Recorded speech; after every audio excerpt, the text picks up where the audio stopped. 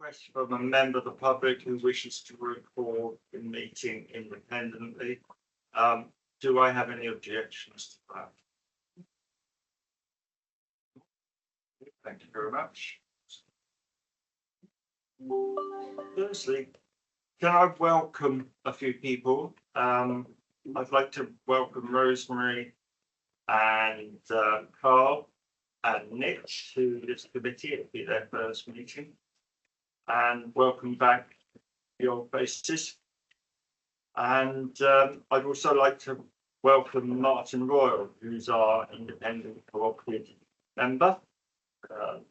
As we've discussed previously, Martin is highly experienced and I'm sure will bring a lot to this committee. And I'd also like to mention that this is probably the last meeting we'll see Simon Mathers representing EY. He's moving on and he's going to be replaced by Mark Hodgson. And they're sitting at the end there. So thank you, Simon, and welcome, Mark. Moving on to apologies, item 1. Ask Nikki for apologies. We've got apologies from Councillor. And I believe Councillor Hart is on a train coming back from London. And we'll be here soon. Declarations of interest, item 2. Do members have any declarations of interest they'd like to make on the agenda? Obviously, if something comes up during the meeting, you can indicate the way. Audit. Moving on to item 3, which is the printed minutes. Do I have a proposer? Those Councillor Bourne, seconded. Councillr Pretty. All in favour, bearing in mind that if you weren't present at the last meeting, you were saying so in the normal way. So all those in favour? Any against? Abstentions? And that's everybody because yeah, thank you very much. So that's carried. Item 4, public participation. I don't think we had an indication that we want public participation. So we'll move on to item 5, which is the 2023-24 provisional audit plan. And I'd ask Simon and Mark to introduce the report. Thank you. Good evening, committee members. So I'm Mark Hodgson, partner Ernst & Young, and I thought I'd provide some context to the 2 agenda items that we have tonight and explain some handovers and some kind of contextual issues affecting public audit at the moment that will then set in scene where our audit plan fits in the timetable and indeed our interim value for money report. So Janet Dawson, who has been your partner, will come to the end of her 5-year term with you at the end of 22-23 audit period, and therefore needs to rotate away from the audit. So I'm coming in as the signing partner. I'll give you some background about myself in a moment. But Simon has been promoted to partner himself, so we'll pick up a partner portfolio out of the Southampton office, and therefore can't be on this audit as it needs me to be on it. We can't have 2 partners, so Simon needs to kind of rotate out at the same time, and we're going to bring in Ian Young, who is a senior manager like Simon was, also has a lot of experience in this area and has indeed audited Eastleigh in the past, so brings with him some knowledge to the party. So I have managed our Cambridge Government Public Sector team for the last 12 years and now manage our cluster team alongside 3 or 2 other equity partners in the firm, and therefore able to come down here and provide you with some of the experiences that I've picked up in the east of England and down to London.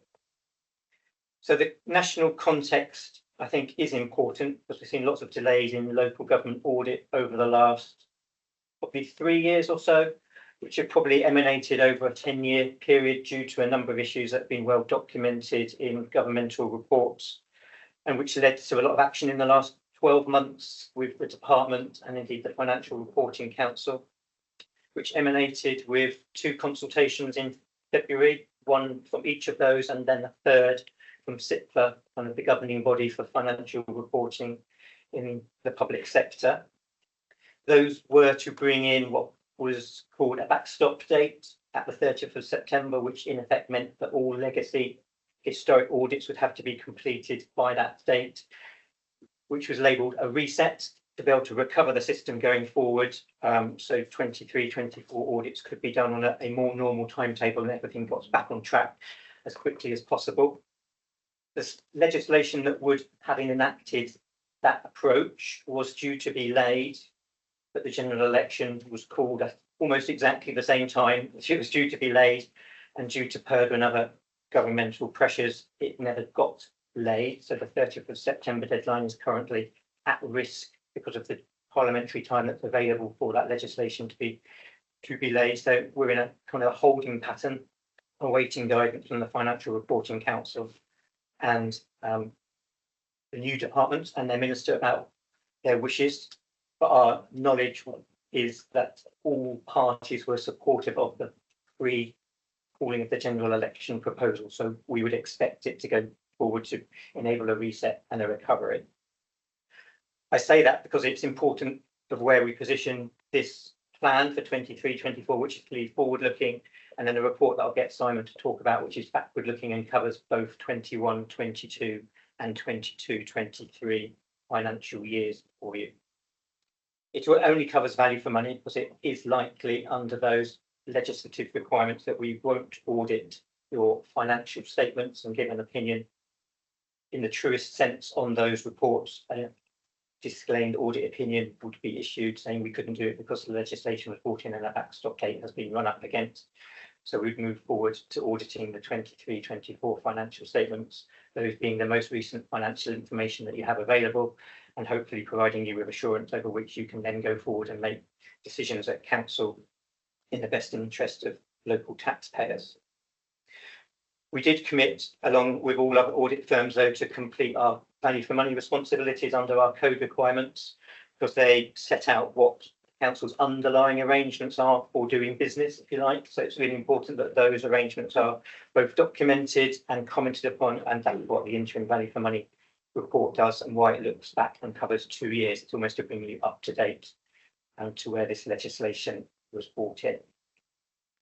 So with that backdrop, if I turn to agenda item 5 for you, which is our provisional audit plan, and I take the document as read, but I'll pull out what I think are the key messages and then happy to take questions on the context, any of the national backdrop picture or the plan itself. So on page 13 of our document, we set out what our materiality level is in relation to our audit of those financial statements. And we're working to a materiality of £1.2 million. So in effect, that means if there is an audit error or difference above that level, it would cause us an issue to be able to issue a clean audit opinion. So it's an important demarcation. But we would be reporting any audit difference above £60,000 to you as a committee, so you get a sense of how the audit's gone, what the volume and quantum of audit differences are, if there are any, and enable you to support management in making a decision of whether you amended for those errors or not. We also set out what our tolerable error is, and that's the threshold at which we link our testing to, and we have the ability to set a range for that. You are at the lower end of that range, and that is driven by audit differences or errors in the last set of audited accounts, which is 2021, and the fact that you're deemed to be a close monitoring engagement based on your best value notice, which is driving increased risk, therefore scrutiny on you as council, and therefore the ability for us to gain sufficient assurance to give audit assurances. So we're working at that lower level. Pages 8 to 12 set out the audit risks that we have. And an audit risk is the risk that if we don't do sufficient work and get sufficient assurances, we could give the incorrect audit opinion. It doesn't necessarily portray a position about the council. It's about us getting assurance over issues in your financial statements upon which we give that audit opinion. I think the good news for you as a committee is that the risk basis across those tables are consistent across previous years. The fact that it's grey in colour is relatively boring in nature, and it's consistent with those prior years. We haven't got any green or some reds, which mean the risk has been elevated or taken away. And we set out three kinds of risks, which it might be useful just to go back over. So we have fraud risks, and we have two of those. We have significant audit risks and we have inherent audit risks. So a fraud risk in audit speak is where management have the ability to override controls to portray a better financial position than what would be a true position. And no one's saying that management have or would do that, but they have the ability to do so if they so wished, and we need to be alert to that and have procedures in place to test that that hasn't happened. And those risks would be in any audit plan that I issue across the public sector. We then have significant audit risks, which is they relate to a material balance in your financial statements, so above £1.2 million, and there is the likelihood that it could be misstated because of the risk profile and an error rate in previous years. And that is different from an inherent risk where it is material but unlikely to be misstated. So we differentiate between the two. So without taking you through all of the audit risks, there are a number in there that are deemed to be significant and we need to get assurance over, and we set out in detail the procedures that we will undertake in the audit to gain that assurance. In terms of our audit team on page 39, as I said, I'm coming in as the signing partner alongside Ian as my senior manager, and we have Katie as an assistant manager who also has experience of Eastleigh. And so together, I think a really good team, begun to work really well with Sarah and Andy, and that links to the timeline, which we have agreed our window to come in and do the audit procedures. That timeline is important because we don't know a date when we can sign an audit opinion yet, because of that context I provided about the legislation being in place to enable us to clear and close previous year's audits, which would then allow us to sequentially sign 23-24. But we set out the ambition for all of our audit portfolio to complete by the end of December the audit work and report to you as a committee. And we'll probably then be in a holding pattern for when I can actually sign the audit opinion and issue that, and we'll be back up to speed. But I think December is a key part because that allows management to focus on core business cycle and the budget cycle. It would be really important to Sarah and the team and you as councillors to get out and not be overrun by auditors at the same time. So the sooner we can get back on that normal cycle, really important for us, and that's our commitment to you. So that's the timeline. And then the last piece that I think is relevant is the audit fee on page 50, and a significant increase in that fee, which may look alarming on the face of it to you, but again, there's some context between it. So 23-24 is the first year of a new contract that public sector audit appointments have let, a contract into which you have elected to join, and generally all audit fees in the entirety of the portfolio that they manage have increased by 150%.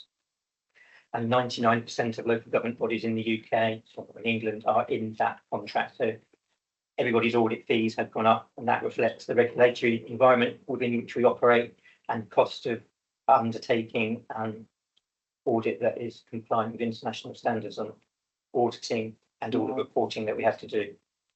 So not hiding the fact that the audit fee's gone up, but clearly it is a bigger number than you have historically been used to. So that's the context. That's a bit about me and the team, and that's our audit plan as we see undertaking. I'm happy to go into any questions on that agenda item. Thank you, Mark. Do I have any questions on that? I think it's quite encouraging that in a way that not a lot has changed. We're going to be looking at the same areas of work as previously, as you intimated.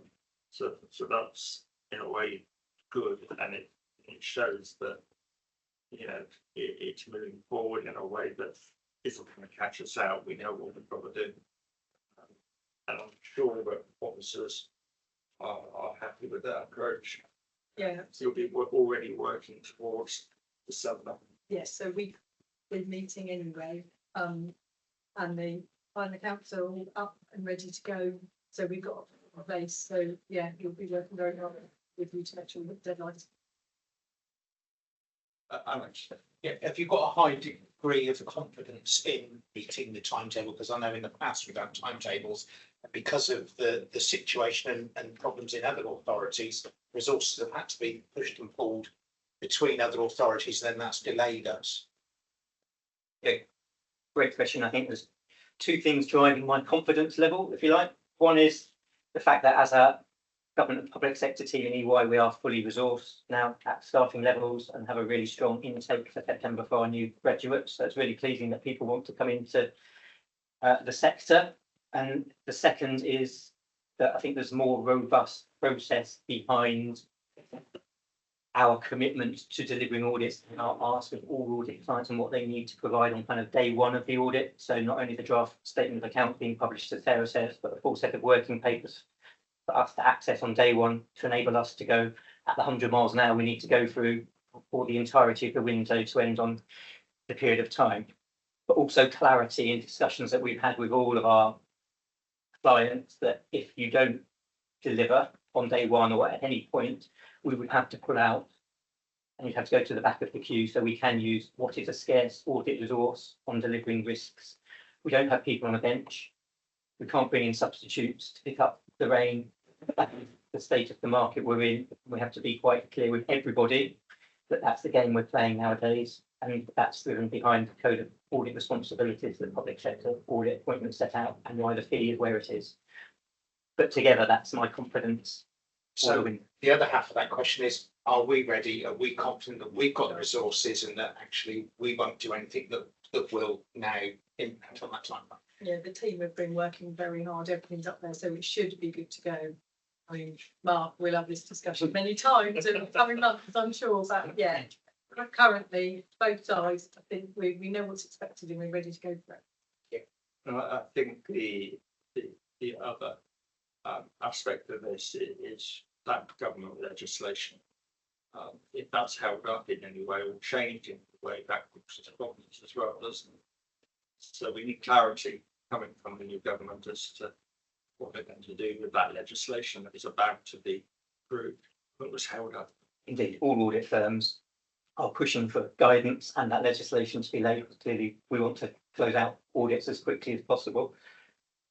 The timing of when that legislation is laid will dictate when we can physically close your historic audits, which will then dictate when I can sign 23-24. So in terms of the timeline, it's when we can come in and do the audit and complete the audit work and get our audit results reports to you, telling you what has happened. There may then be a gap of which we don't know what the timeline is until when I can put my pen to paper. And that's the bit that's unknown. But our commitment to you and all our clients is we come in on day one of our plan and we exit on day 1+X when we've done all the work and we report to you in that timing way by December. So I think we just have to carry on. That's what we're saying. We have to carry on, do the work and wait. But we do what we can. We do what we know we can do, and we manage the unknown until we know what we will. about it. Okay, Lee. Just a quick question. Is the 30th of September reset date actually possible then now? Because obviously we've had quite a delay. It is possible if we had the legislation tomorrow, for example.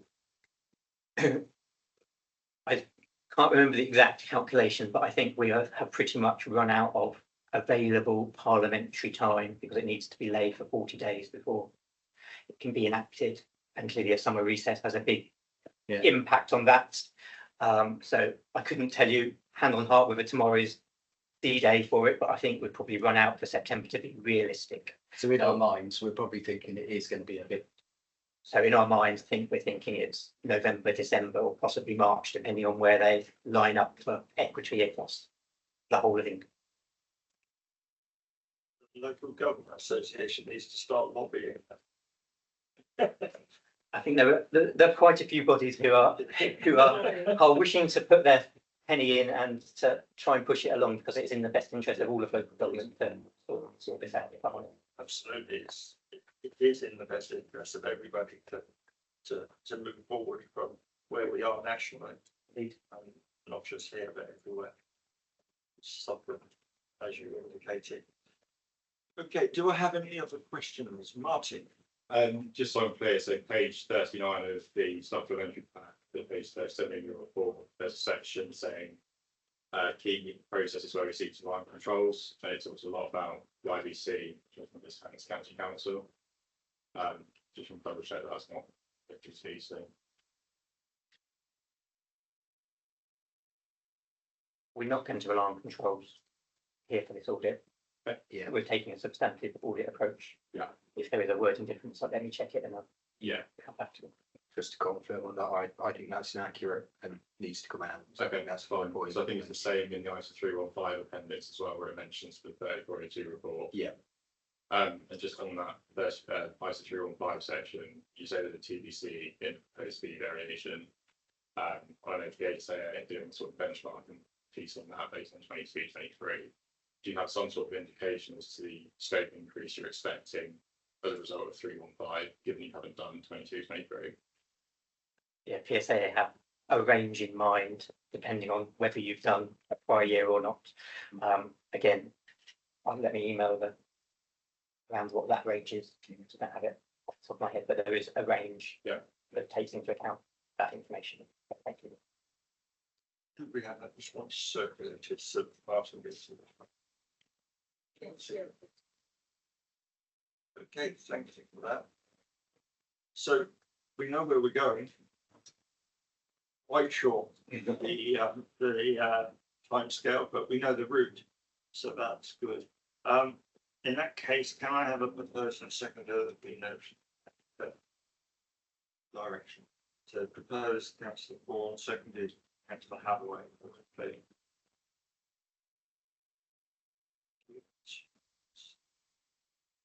Okay, moving on to the interim value for money report 2021-22 and 22-23. Simon, it's you. I will take this one, Chair. Thank you. So, like Mox, given a really good description of the context for this report and while we're reporting on 21-22 and 22-23 here. Again, I'm going to take the report as read, and I don't propose to go through it in great detail because our findings and conclusions in this report are the same as those presented to the 16th of January meeting of this committee in our BFM arrangements update, and we had a full discussion on that report in January, so I don't propose to go back through, but just to give an overview of those findings and conclusions and what you can find in this report.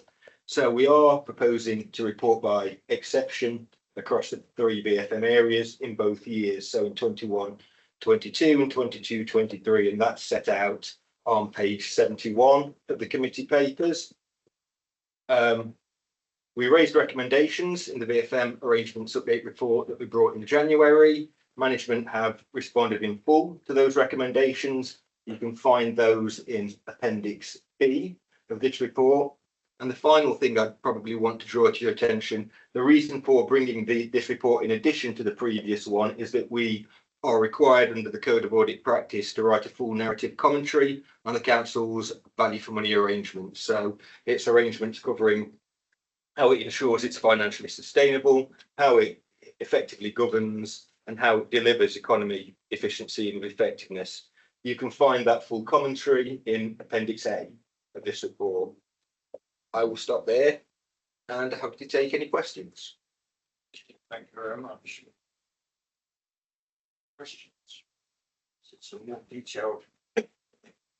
Yeah, I'm very entirely understand everything that's been written about uses, but you know, we've asked the nitrate credits to be held as inventory rather than, I can't quite remember, but what is the difference? Why does it matter? So the key points on nitrate credits, they were always accounted for as inventory, and that was the council's original approach. The key issue is that originally the receipts arising from the sale of the credits, the council's view was that they should be treated or could be treated as revenue receipts. We disagreed and said that they should be accounted for as capital receipts. So that's really the kind of key point on nitrate credits. And Does it matter? yes, so you've got more flexibility in the way that you can use revenue receipts than you have capital receipts. You can only use capital receipts for specific purposes, primarily to finance further capital expenditure. We've got plenty of that. Yes. And what's the role then of the housing training, what they call the new builds bonus? So because you had originally in your medium-term financial plan assumed that the receipts arising from nitrate credits would be revenue in nature, you then, when our view was that they should be treated as capital receipts, that on the face of it put a bit of a hole in the financial planning on the revenue side in the medium-term financial plan. The council has been able to repurpose future use of new homes bonus to effectively fill that gap.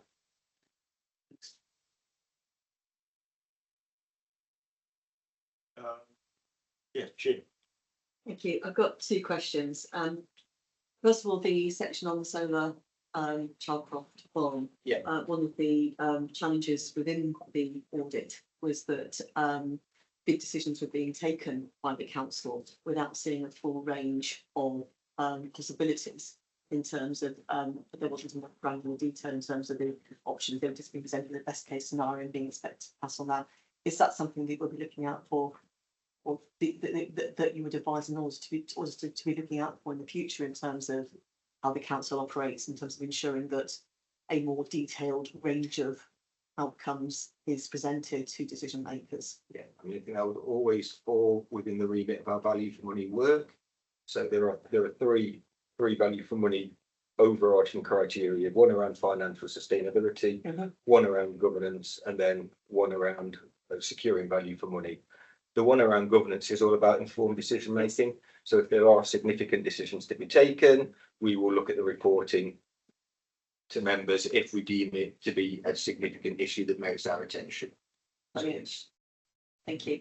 And the second question is on page 11, the 56.7 million, which in short-term borrowing that the council would could be expected to worst case scenario find within 7 days. Is that a level of short-term borrowing within 7 days? Is that typical for a local authority, or is that unusual for Eastleigh? Just trying to sort of position some materiality in my mind on that issue. So the council holds a very high level of external borrowing relative to its spend. A significant proportion of that overall borrowing is held short term. I suppose the risk around short term borrowing is that you have to, by definition, refinance it within the year. So you are more, as a council, exposed to interest rate risk because of the need to refinance that short term borrowing. Eric. Yeah, excuse me. In Appendix B, the recommendation was for increasing the staffing in the finance department. And I'm just reading the management response. Are you comfortable with the response you've received from us, that we are addressing the issues that you raised in a satisfactory manner? I think time will tell on that. So inevitably, as we do our 23-24 VFM work, part of that will be to look at those recommendations, the council's response, and then the actions that actually have been taken. We raised the issue because the council has an awful lot to do, and there's a big ask on officers, both in terms of capacity and the skill sets needed to do the job. Yep. Yeah, I was only really concerned that with the way my water and heat project is now really getting underway and starting to move forward, as long as we have capacity to control that finance. As you know, you said that it's just concerned that was a point you raised before, and I'm concerned that we are making every effort to make sure that we don't get another recommendation like that. Thank you. Okay, further questions? Just wanted to check. I understand, I'm aware that there have been slight difference of opinion or interpretation over the work that was carried out with the whistleblowing situation. We know what you think of the work that's been done to try and bring that together. I just wanted to check. I understand that all the papers members that were provided the second whistleblower issue were sent to you. Can I confirm that you've received that and you sent the staff have looked at it? So at the time that we looked at the work, we asked for further support. That were a comprehensive list of papers was provided. The council is undertaking, or internal audit are undertaking further reviews that will designed to give assurance over some of the issues that those matters raised. And we want to see the completion of those reviews to be able to fully close out and gain comfort that some of the governance weaknesses that were highlighted are not more pervasive, and that's really the point of the work that internal audit's doing. So we've also done work on our whistleblowing policy as well. So obviously, okay. Officers, do you want to say anything as to regards to the work that you're doing? I'd like to say thank you to Simon and the team. It's been, not sure what the word is, but yeah, we've been good, and thank you very much for your team. So thank you, Simon. Thank you, and you appreciate that. And officers have always supported us here in terms of delivering what is a complex and difficult audit.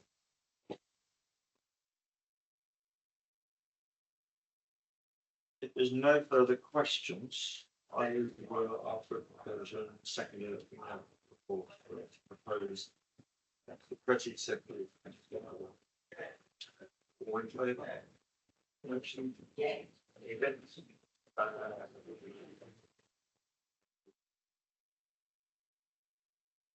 Thank you. I believe you wanted to disappear now, was it? Okay. Great, your next one.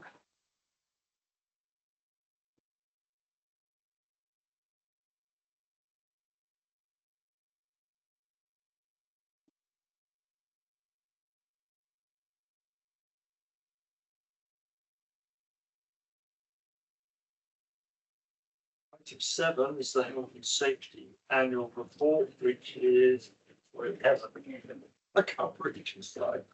Thank you. Good evening, everyone. I'm Heather Smith, the Corporate Health and Safety Officer. The report submitted to this committee covered the period 1st of October 23 through to 31st of March 2024. I'll just touch on some of the highlights from the report. So, provides an update on the corporate health and safety resources over this period, gives some detail on the issue of review of documents. It highlights some changes to the training process request, with that now coming directly to corporate safety, gaining efficiencies there. The commencement with the employee health and safety forum, which starts in a couple of weeks' time. Incident statistics are provided for quarter 1 all the way through to quarter 4, so providing a picture for the whole financial year. And there are figures in brackets for the corresponding periods in the year of 2022-23. That's for ease of comparison. That's the basis of the report. So, if anyone has any questions, please not to answer. Are there any questions? Yes, Councillor Pretty. With health and safety training, councillors were given a whole raft of papers to go through that, and gives guidance to how that you're operating.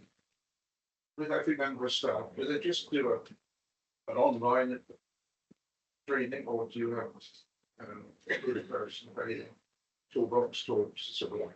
Yeah, so everybody, pretty much every member of staff have a suite of modules that need to be learned and yeah, so they'll do those sort of standard ones. For their task specific parts of their role, they will have risk assessment and safety work, they'll have procedures to follow, and as you said, toolbox talks, and yeah, task specific training as well. So it might be asbestos awareness, working findings and stuff like that. So more specifically, what is one of the hot keys? Because I've been CITV trained on that. I'm assuming they take part in the training scheme with you, or do they have their own separate scheme? Some degree they have some of their own, but again, the EBC learning modules, that kind of thing. So yeah, there is crossover. Rosemary. Yeah, probably a daft question. I was just picking up on the theatres, where 9 members of the public sustained some sort of injury. Is that when theatres are having work done, being developed, or is it when they're attending theatre? The majority of those, I would say, the one got much better at reporting, so we've seen an increase because they've got better at reporting. Mostly children, young people, it's mostly a trip falling over during a class activity, something like that. That's what most of them. How can you know how many of the public report incidents? That's not something you could quantify, is it? There are usually staff present for these classes that have been delivered. I also noticed that street scene had the most incidents, and also they have the most sick leave. So those two dovetail, don't they? Yeah. And having fallen over on a muddy pavement myself, is that what usually happens? It's due to the weather. It can be, although that hasn't been apparent in our stats. Because we normally look for trend in the darker winter months, but it hasn't shown. It's actually wet winter. Yeah, it hasn't shown peak though, which is interesting. But yeah, that's one of our manual handling and slip trips are the most common ones for street services. Yeah. Thank you. Thank you. I've got a question on road working. I know from my experience tripping over pavements while delivering leaflets for elections over the last few months, we come across quite aggressive people on occasion, either verbally, hopefully not physical, but certainly verbally. And we have a natural rule that we use in basic audits. We don't like people canvassing, for instance, on their own, going knocking on doors and when there aren't others nearby. And some of our councillors have got panic alarms. And looking at the lone working, can you confirm if staff have those when they're outside duties? Yes, when we've identified that people aren't going to sites in the room.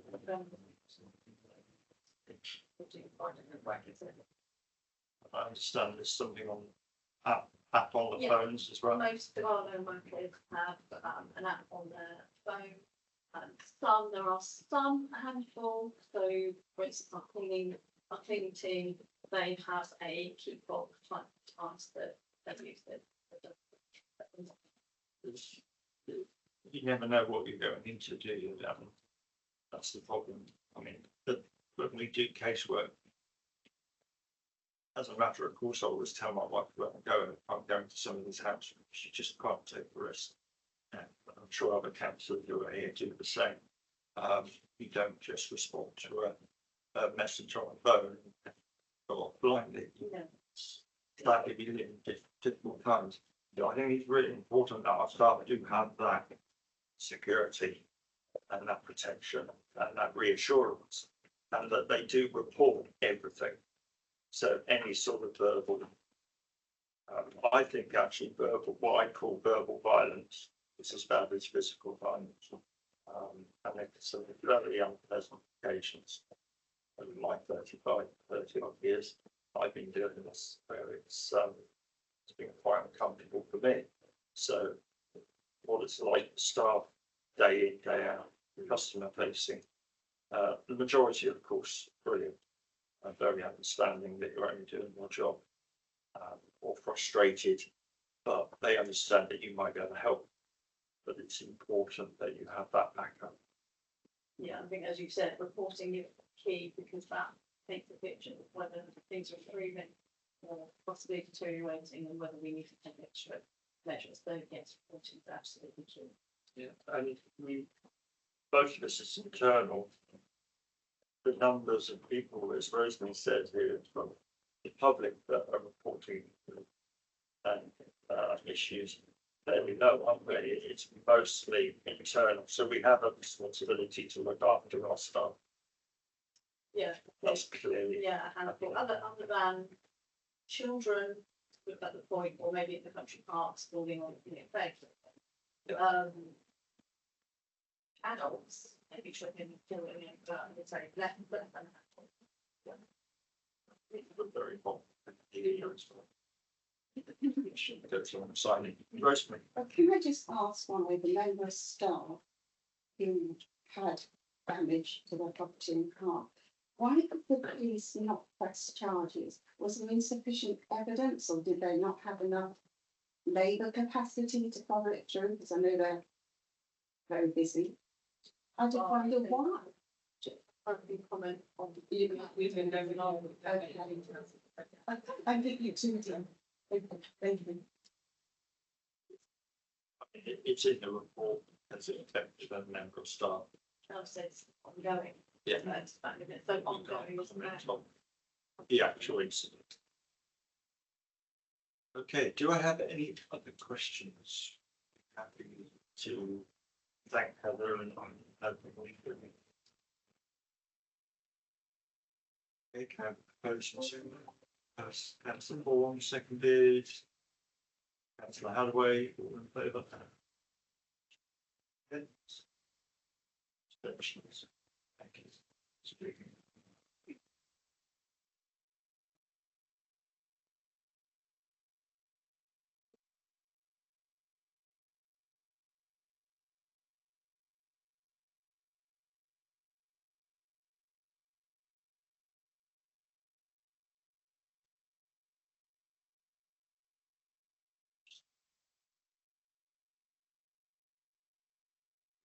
Okay. Okay, now we have item 8, which is the one Horton Heath update, and I'd ask Sarah to introduce it. Chair. Quite a long report. It has an awful lot of things in it. I'm not going to go through it in detail, obviously. So we've tried to cover as much of the Horton Heath development as we can, bearing in mind there's an awful lot going on and an awful lot to come.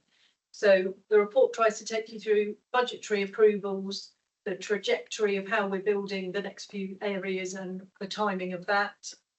Tells you the status with the outline planning application that we're trying to get over the line during the last few bits with the 106 negotiations.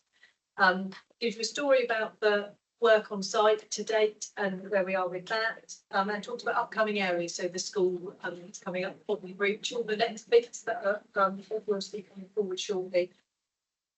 There's a section in there obviously on financial information and a fair section on the lower acre and the progress of the first 381 units. You'll see more papers coming on that as we get to more approvals, but they're not today. So this report is for information, not for decision making really.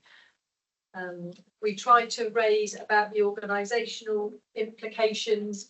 So it's not just about building a community, it's about looking after the community once we've built it. And to do that, the capacity of the council needs to change, the focus needs to shift so that we are in a place to look after these new tenants and our new assets. So there's a lot of work going on behind the scenes.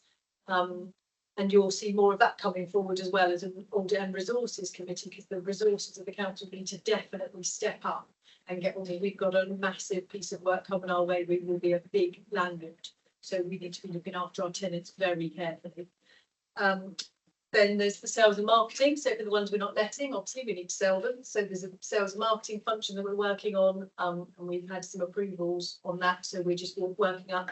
I think in the pack in one of the appendices, there's it's in this report.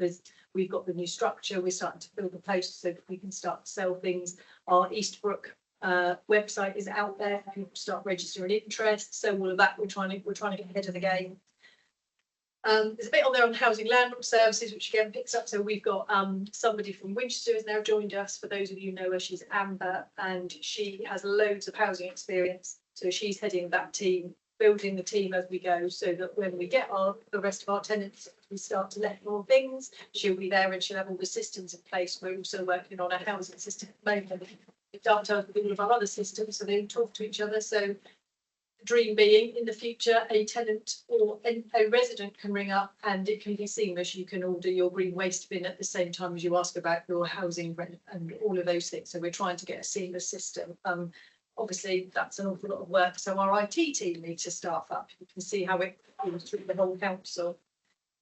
We've done a lot of work in, I would say, the last 6 months, but there's still more to do, looking at the risks. So we've obviously always had a risk register, but we're doing an awful lot more to see where the risks are, not just for the development, where it does have its own health and safety officer for on site, but also the risks that then spread out the rest of the council. So the risk of not having our landlord system set up in time, that kind of thing. So we're trying to look across the whole council for the risks on those sorts of things. And there's also an element on there on health and safety. So Heather spoke to you just now, but just so you know, there is a dedicated health and safety, very experienced health and safety officer who works across the actual development, constantly picking up on things and working with the contractors on site to make sure our health and safety responsibilities are covered.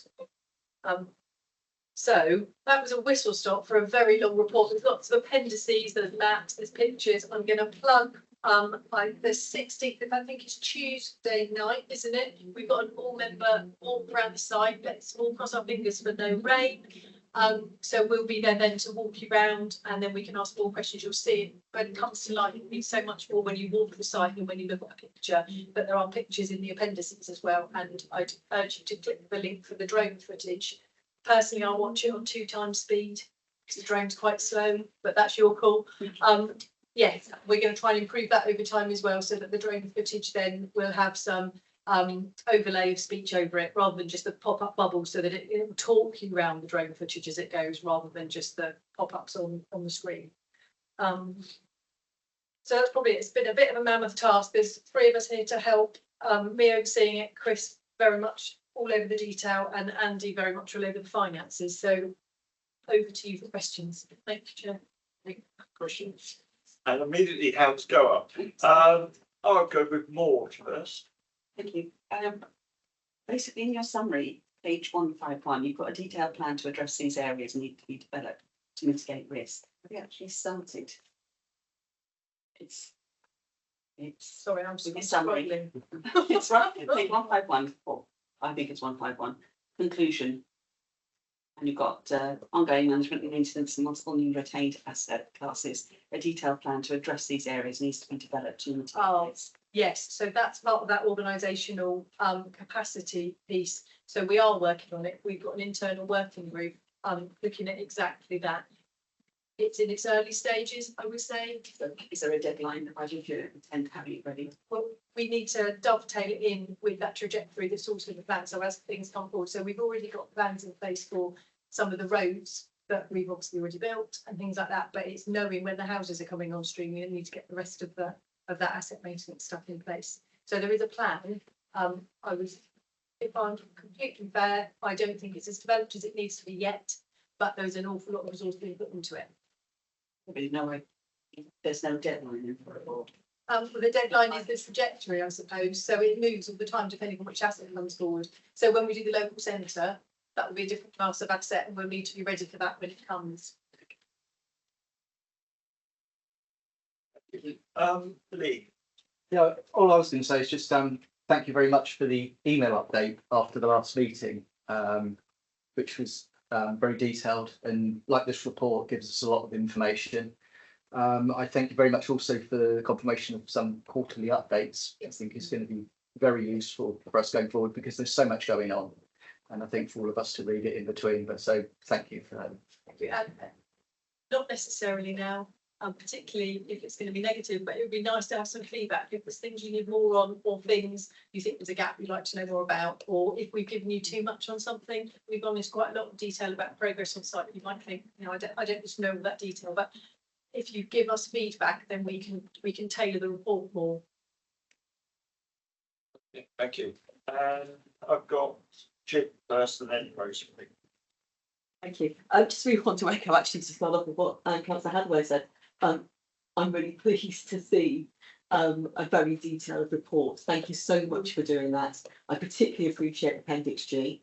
I think it's the first time I've seen some clarity set out as clearly as that. Perhaps it's like back on the but I think it's the first time I've seen it set out as clearly as that in terms of what you're expecting to see by year, and just an idea of what the project actually looks like in terms of delivering the houses, as opposed to just some photos of the site and giving us an update on where we are with that. So I really appreciate that. That was hugely helpful to me in getting my head around it.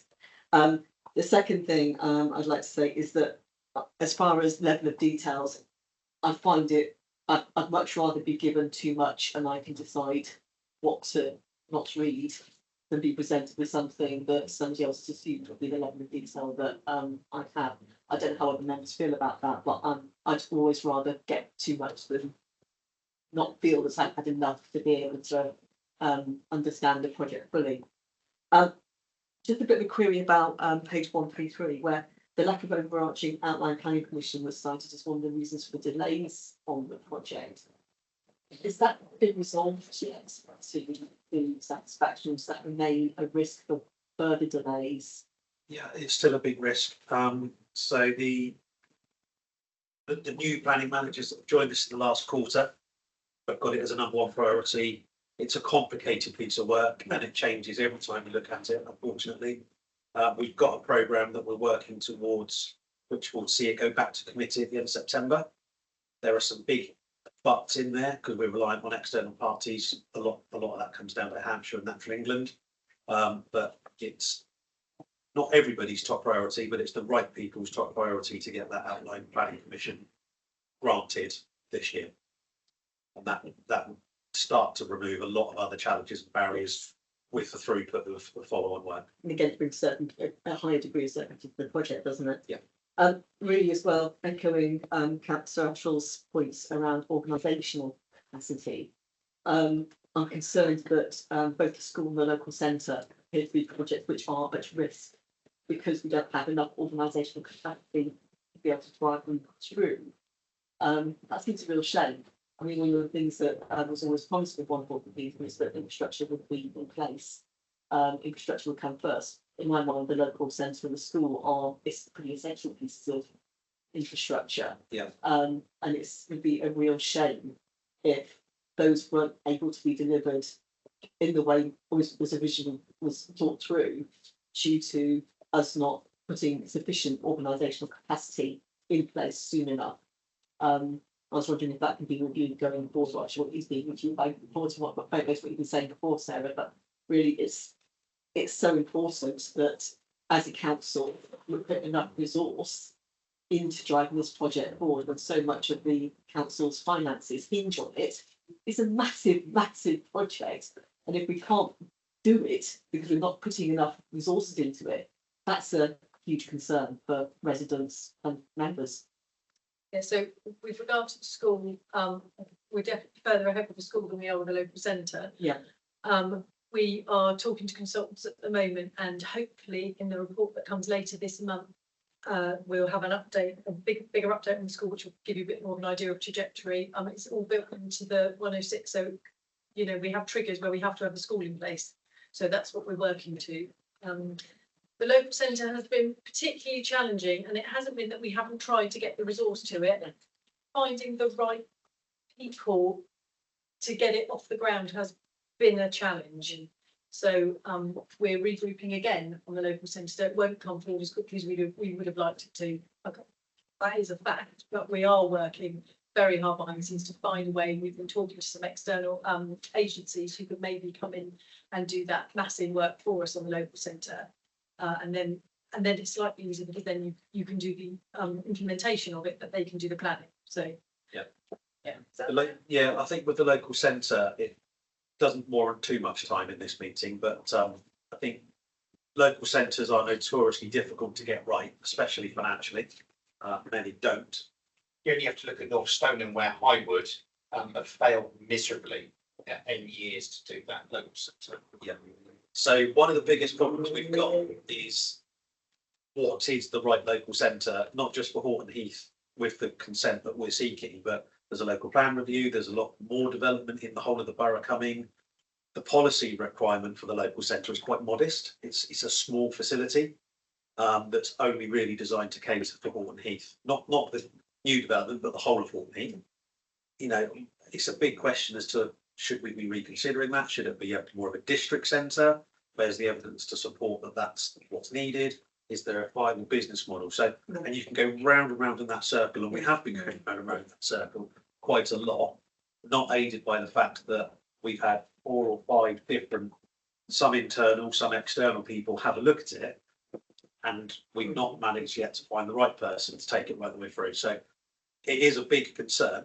You know, the original brief was that that local centre should be online, certainly in the first half of the trajectory, and at the moment we can't see that happening.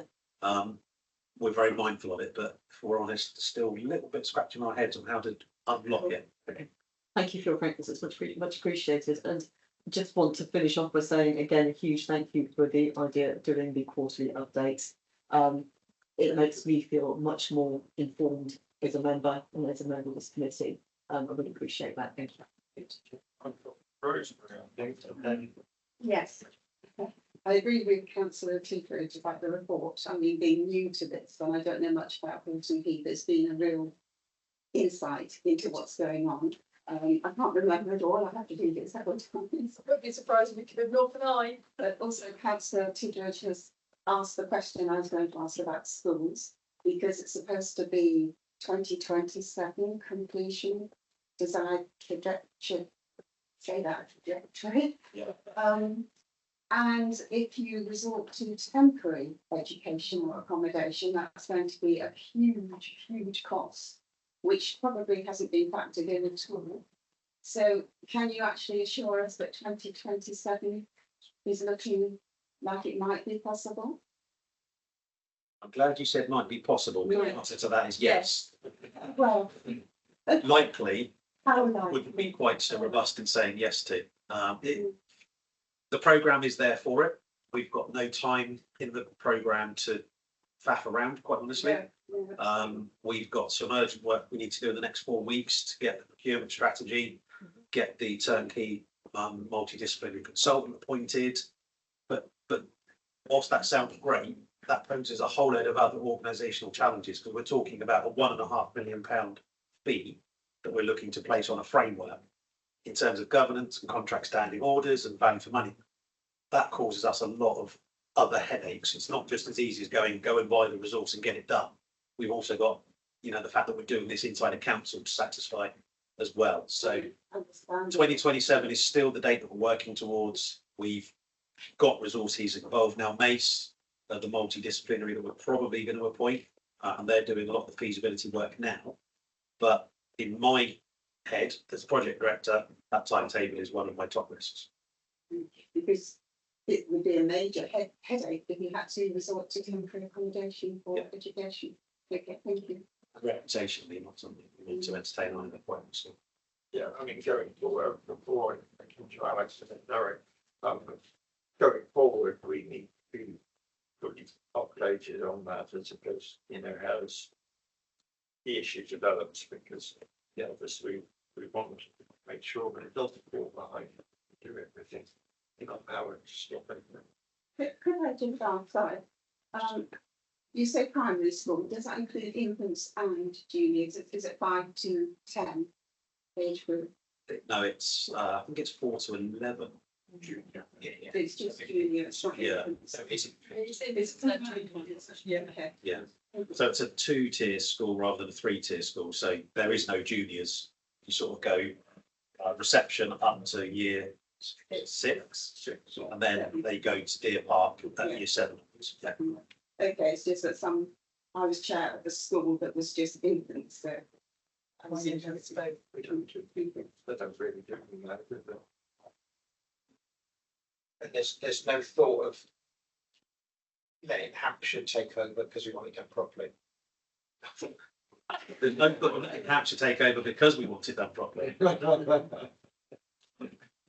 Obviously, Letting Hampshire take over there's would be the easy answer. schools are their responsibility, and they're already spending. They're building 3 new ones around the county. is it easier just to let them do it, or we want to do it properly in our way that we're going to keep on track and do it? So it is easier to just pay Hampshire and hope for the best. Would they get it done in time? If they didn't, we'd still be in the same position if they had good additional classrooms probably, but well, it's kind of someone's, but is that what you want from a whole new community that you're trying to influence and develop? And that hasn't been the steer. The steer is we want to be able to influence it all. So there almost needs to be a cut-off date where do we think we can definitely deliver it? If we definitely can't deliver it, then I think we're past that date, to be honest. right, okay, We're into self-delivering school. right, almost no choice. That's But just, you know, this is probably not fully minutable, but we've done a lot of work with the local heads and they're all over the moon of the fact that we're bringing this school forward, not Hampshire.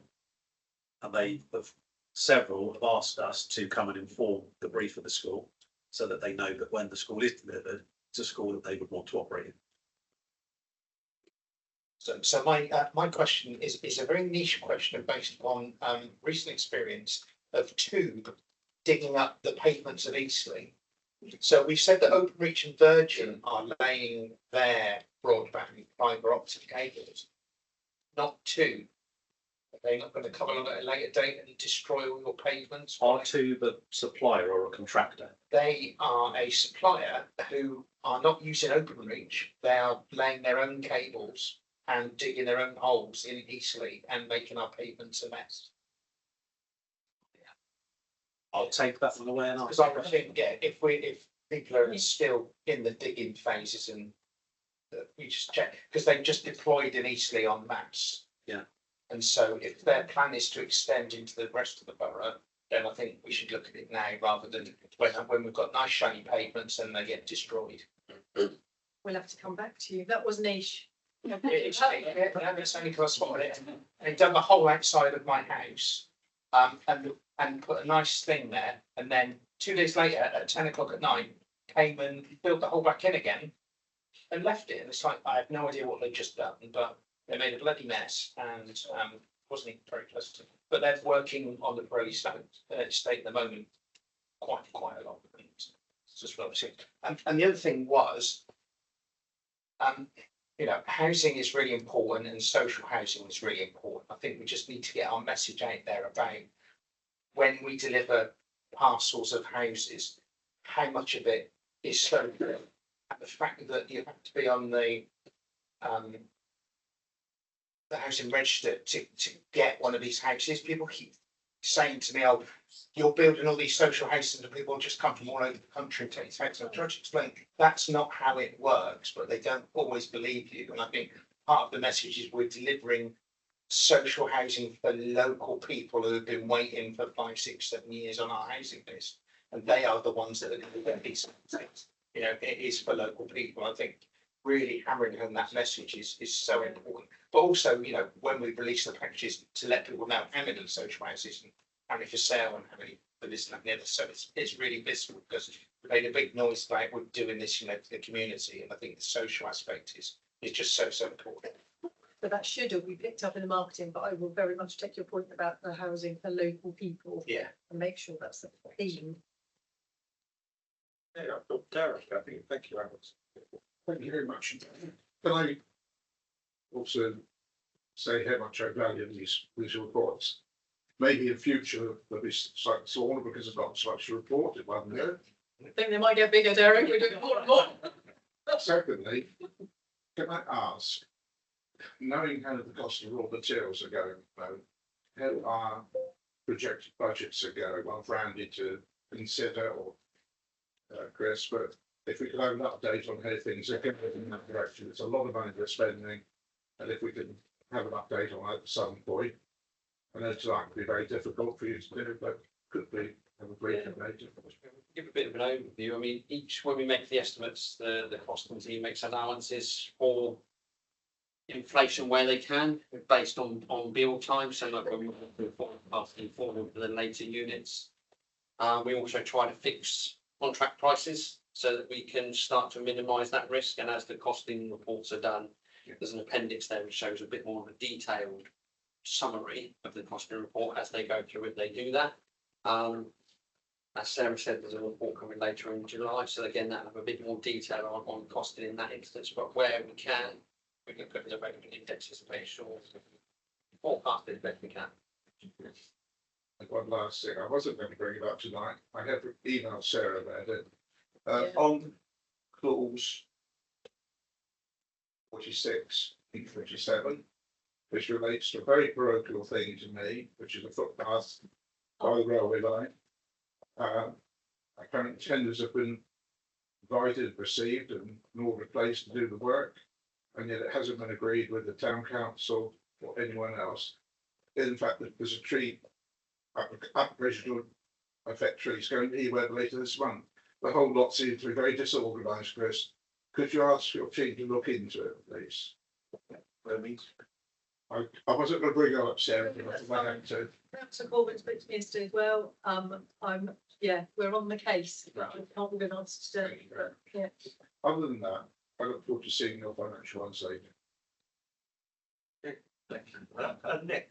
Yeah, most of that question will be covered, and one thing that hasn't been covered is very simple, it's not council business from the comment. The Open Mortgage Council, County Council feel totally out of it. There's no wrong with one there that's good for them, but they're and vice versa. I think you need to get much closer liaison. So that everyone knows what each other is doing. I'll feed that back as part of the comms package. We've got a new comms officer started. So I think it's more than just comms. I think that, they've often been faced with quite difficult consultations at very short notice, as in the same way as the public. okay, They need to have a bit more time. They need to know what's going on. right, I'll feed that back to the team. Okay. A couple of things that I picked up that hadn't already been picked up. Firstly, what can we do to stop the transgression of the boundary fund? Because clearly going forward, there's going to be more land opening up. Talking about the new link road. Yeah, or on the link road, and that as we open up more land, this issue doesn't appear to be going away because seem to be other things bumped up and just driving caravan over it. But every time they come here, it costs us money, obviously, to remove them. I just wondered if any thoughts on what we're doing to try and make it harder for them to get access. So the Chalcroft Way one's particularly tricky. Because what we would like to do currently, we don't have a legal right to do. And that's all to do with the original land purchase and an expectation by Queen's College that they take all that land back. The trigger for them to say whether they will or won't take it back yet hasn't occurred. If they did decide to take it back, they will make us do a whole load of accommodation works. If they don't take it back, we want to make it an important part of the green infrastructure, the same as Addington Lane. So we're sort of caught between a bit of a rock and a hard place. We're hoping that the bund that went in over the last 2 or 3 months would be enough to deter this season's attempts. Obviously, it's not happened. The ultimate answer is to come up with a permanent solution, fence it off, and make it a nice piece of green infrastructure. But to say we're legally prohibited from doing that just at the moment. So it's a case of just releasing it and monitoring it. Yeah. Put the bund back in place. I mean, we spent nearly £20,000 on that bund. Yeah. It didn't cost us that last year to do the clear up. So if the bund had worked, it would have been great if it had lasted a couple of years. The bund having not worked, yeah, it's a difficult one to call without the ability to fix it properly. No. Could just come back in. I sat in on a policy meeting last night, and we had a presentation by the Leisure Services Manager outlining the amount of sport provision that we're going to need in the borough by 2036. Yeah. I noticed we've got sports pitches on the site, which when you look at the plan we have at the moment, shows 1 football pitch. Is that all we're going to be able to provide? No. So there are pitches within the new school, which will have community use agreements on them. Then you've got the 11 by 11 pitch as it's currently proposed. Yeah. But the planning obligation is actually only for a 9 by 9. And then in the local centre, as part of the community building, there's also indoor sports being provided. So one big outdoor football pitch. No, it's not very clear on the plan that we have here. Yeah. So Horton Heath. So this is where you get the, not the conflict, but the sort of the tension, if you like, between what's required to make something acceptable in planning terms and what actually is the need that we'd like to try and meet. So Horton Heath's also paid £250,000 towards the lapstone improvements, which obviously is right on our border. So that creates some sports So capacity. you'll be utilising that capacity at Horton Heath rather than. Some of it, yeah, yeah. The Richard, was it that you were listening to yesterday? So Richard's, amongst others, made a very strong case that the 3G pitch at Horton Heath should be a full match play pitch, so an 11 by 11, which is likely to come forward. We're sort of doing a little bit of work on the funding of the extra commitment there. But So the intention is to use part of the primary school as well? yes, so there'll be 2 pitches within the primary school. I think they're grass pitches, not all weather pitches. I think you said good quality turf are okay, but. Yeah. No, it's just, I'm looking through this after that meeting, trying to find bits and pieces. I just wanted clarification that has been allowed for. Yes. Thank you. Thank you very much, Carl. Apologies, it's a silly question. Obviously the project is split up into different phases. And am I right in thinking it's lower acre that we're focusing on at the moment? Yes. So, looking at your delivery schedule of it, why it seems very sequential at the different parts of the project. Are we looking at the Appendix G one there? I am looking at, I think it was page 175, I had it. The colourful one with The bars colourful, going across. yes. So for example, in lower acre, there's a blue bar that starts on February 25. Yeah. Not quite yeah, so I suppose that's that build phase. Can I just check you're looking at that sheet? Yes. Yeah. Okay. So right at the top, the lower acre, it's the blue bar starts around February March 25. Yes. It finishes around July 27. That indicates, I guess, that lower acre will be completed by. Yeah, July, August 2027, yeah. So, okay, that's it's 2 years, yeah, fine. It's about 300 old houses, 380, you're going to get 400 houses. Yeah. But why are the other projects so, I guess I think I might know the answer, but I'm asking it loud. Why the other projects seem to be sort of sequential, so that there's another phase that will be done kind of after. So why can't they be done in parallel? So is there an obvious reason? yeah, there's a few reasons, but not all of them are relevant to council strategy really. What we've targeted to do with the trajectory is have housing coming forward in the south of the site at a certain rate and pace, and then housing in the north of the site at the same time.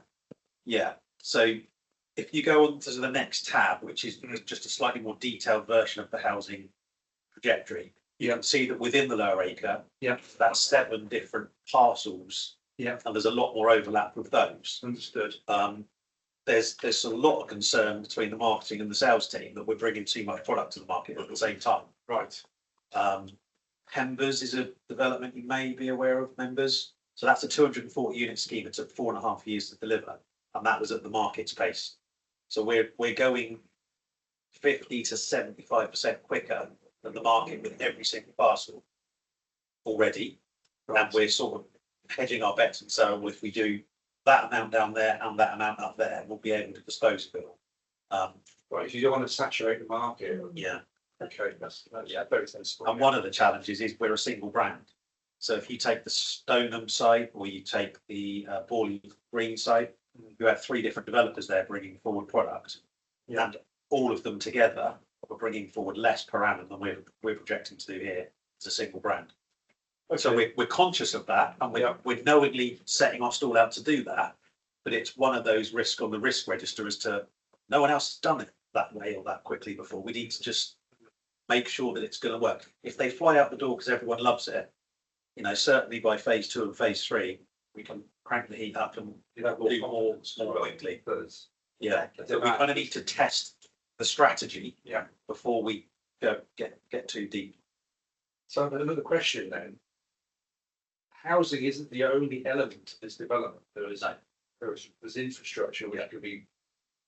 You can put the different categories of infrastructure, the roads, electricity, comms. Interestingly, ground source heating system. So could that be done in parallel? Could that be done? Could you put more of that in? Is that desirable? There was a reason why. So in other words, I'm trying to work out a way of trying to see whether there's a way of speeding up the process. Yeah. Get this thing built. So the infrastructure. What am I looking for? Touch wood. Not here. That real wood. So the infrastructure is probably about 60% already in. So we've bought and paid for enough electrical capacity for the whole site, and the cables are in under the roads that we've already built. Same with the water. Roads. Yeah. So the roads, we've done the northern and southern accesses in 2021. That was an £8 million contract. If you're doing the site visit next week. Fortunately, you know, I'm really disappointed about that. We'll look at drone footage instead then. I have done. That's a £13 million piece of road that finishes later this summer. We're in for planning at the moment for the road that opens up the rest of the site. We're planning to start that next spring. And that road will be finished and open before the first house in the lower acre is complete. Right. So under all of that road network, which effectively opens up the whole site, will be all of the drains, all of the BT and Virgin, maybe the tube infrastructure, the electricity, paint tree network, and the water mains. Excellent. So the infrastructure first approach is already 5 years old. Yeah. And other than the land that we bought in 2018, all of the other money we spent has pretty much been on upfront infrastructure. We've got a planning application in for the site green infrastructure. And again, the intention is that that's going to be substantially complete, if not fully complete, before the lower acre is finished. That's for the whole 2,500 unit master plan, not just the bit at the bottom of the site. So where we can accelerate, we already are, and we'll continue to do so. Once we get into building properties, if the market tells us we can go quicker, we will want to go quicker. But at the moment, what the market's telling us is you might be trying to go a bit too quick already with these houses, believe it or not. Thank you. That's an excellent. Okay. It actually paints a more encouraging picture, which is the sounds that you're going to have a lot of stuff, apartment properties already done. Yeah. So, and then you can then determine by using knowledge of the market how much to start building and release. So thank you. It's worth noting from Chris's point of view as well, we have to manage the cash flow. So we can't have all of the cash out of the door too early before the sales comes in, because of the way the debt will stack up and the interest on the debt. I mean, the scheme naturally to make itself unviable. So we do have to make sure we tailor the spend at the right time as well. So it does start to match the market trends and income. So just one more question. The lower acre is actually so is that a social housing? It's a rental thing. So it's mixed tenure. Development, or it's mixed. Yeah. So at the moment, it's a third. Yeah. So when we talk about that, that's a third open market sale, a third retained by the council for private rent, and a third for social housing. So affordable rent. So 120 private houses. Yes. Yeah. But the model that Andy and the finance team have developed is quite flexible. We can assess quite quickly, are we better off selling more? Are we better off renting more? But at the moment, what we're modelling on is an equal third in 10-year split. Oh, okay. So you can actually change the ratio then? Yeah. Right. You can only not change the affordable once you've applied for affordable housing grant. Then those units become fixed as affordable units. Up until that point, you've got freedom to move them. Thank you for that, Andy. I think what members will find when they go on site next week, if you can make it, of course, is what I found when I went out on the site last year and how much work is being done on the environmental side. Because the green part of this is really important, not just with the ground heat pumps and so on, but and the solar farm, etc. But it's the green areas and the natural habitat, the bats, the newts, other things that they're trying to protect down there. And all that work's had to be done up front because they couldn't start digging it up until they worked out what they were going to do with that. And hopefully I'll have seen how that's developed. You know, a lot of work was done, particularly on the green corridor. Yeah. So the lakes and things like what else. So a lot of work has been done on that, and that was picked up in this report. So I think the members say for bringing now it's an excellent report, and it really does start to put meat on the purpose so that we can actually see what's happening there. So thank you for your efforts. Just following on in the same vein, I know that there's been a lot of noise around flooding in certain parts of the area, and people are saying, oh, you're building new. But if you go and see the amount of, you know, the suds and the ponds, etc., the amount of work that's gone in there to be flood prevention and also create habitats is, you know, outstanding. It's, you know, really maturing already. Okay. If there's no further questions, I'll ask for a proposal and second of the meeting report. I don't think there's anything for us to pass on to cabinet, but yeah. That's all seconded. That's the Pretty all in favour.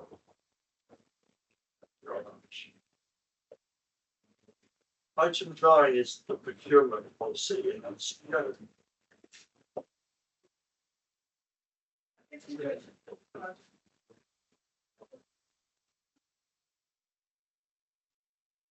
update of a procurement policy that was previously presented to the committee some time ago. When it was presented to cabinet asked for a bit more complication on it, so that's now taking place. This is now reflective of the outcome of that consultation. Predominantly, the driver behind this is to encourage suppliers to the council to report their greenhouse gas emissions. We originally set some thresholds. We've now reviewed those thresholds and are proposed within the policy. We're keen to make sure that it's proportionate and doesn't become a burden on any of our suppliers. The desire long term is to try and put those thresholds back up, but I think we're just aware that we don't want to prevent anyone supplying the council. There's some flexibility built into that policy. It will be kept under review as we move forward. The actual main report does give the difference in the threshold. So originally we had in paragraph 8, we were applying thresholds as per the public procurement thresholds. So you'll see that the supply of goods and services was a threshold of 177,000. The suggestion is we now put that up to 1 million, and the same for light touch contracts. As I said, over time, we'd like to review that and try and bring that down. But I think it needs a little bit of education, a bit of training, a bit of awareness with our suppliers that this is what we're going to be proposing.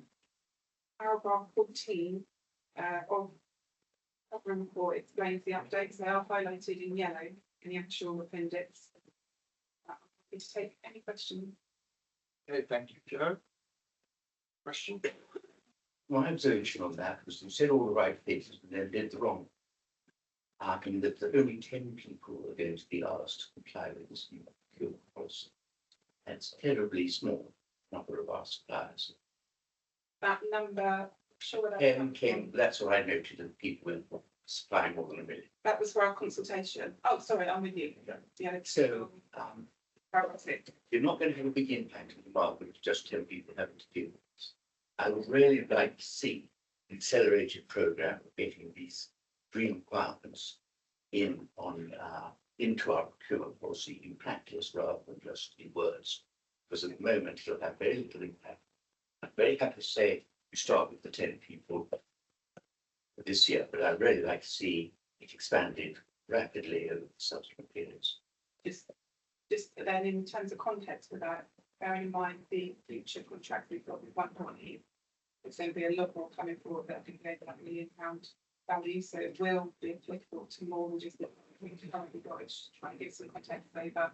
If we kept the limits low, there's 28 potentially that would be impacted. Maybe that didn't help with the context, but we kind of You know, wanted to apply I thresholds. appreciate that this is something new and new suppliers are going to have to get used to it and to help them get used to it. They'll be small, but let's make sure that it's rolled through rules to suppliers generally. Obviously, starting with the biggest, and yes, I think what about one more than even increase the number of suppliers that have to deal with this. But they're the people who should deal with this, because they're the people who actually will be brought, it's a big enough job to justify. But I'd like to have somewhere in there a program for expansion to the smallest sports. So the plan is to review this early part of next year, just because we've got the new. Well, if you're saying it's in the review, we will extend the number of people who have to apply this. I mean, likely that's my happy to be at the 3 year first year, just but it's got might be to be expanded. I'm just also get reassured that policy and performance are going to be effectively monitoring the impact this policy has on the emissions. So Dr. Brent is going to be looking at the actual statistics. So we can review that in a year's time. Right. And then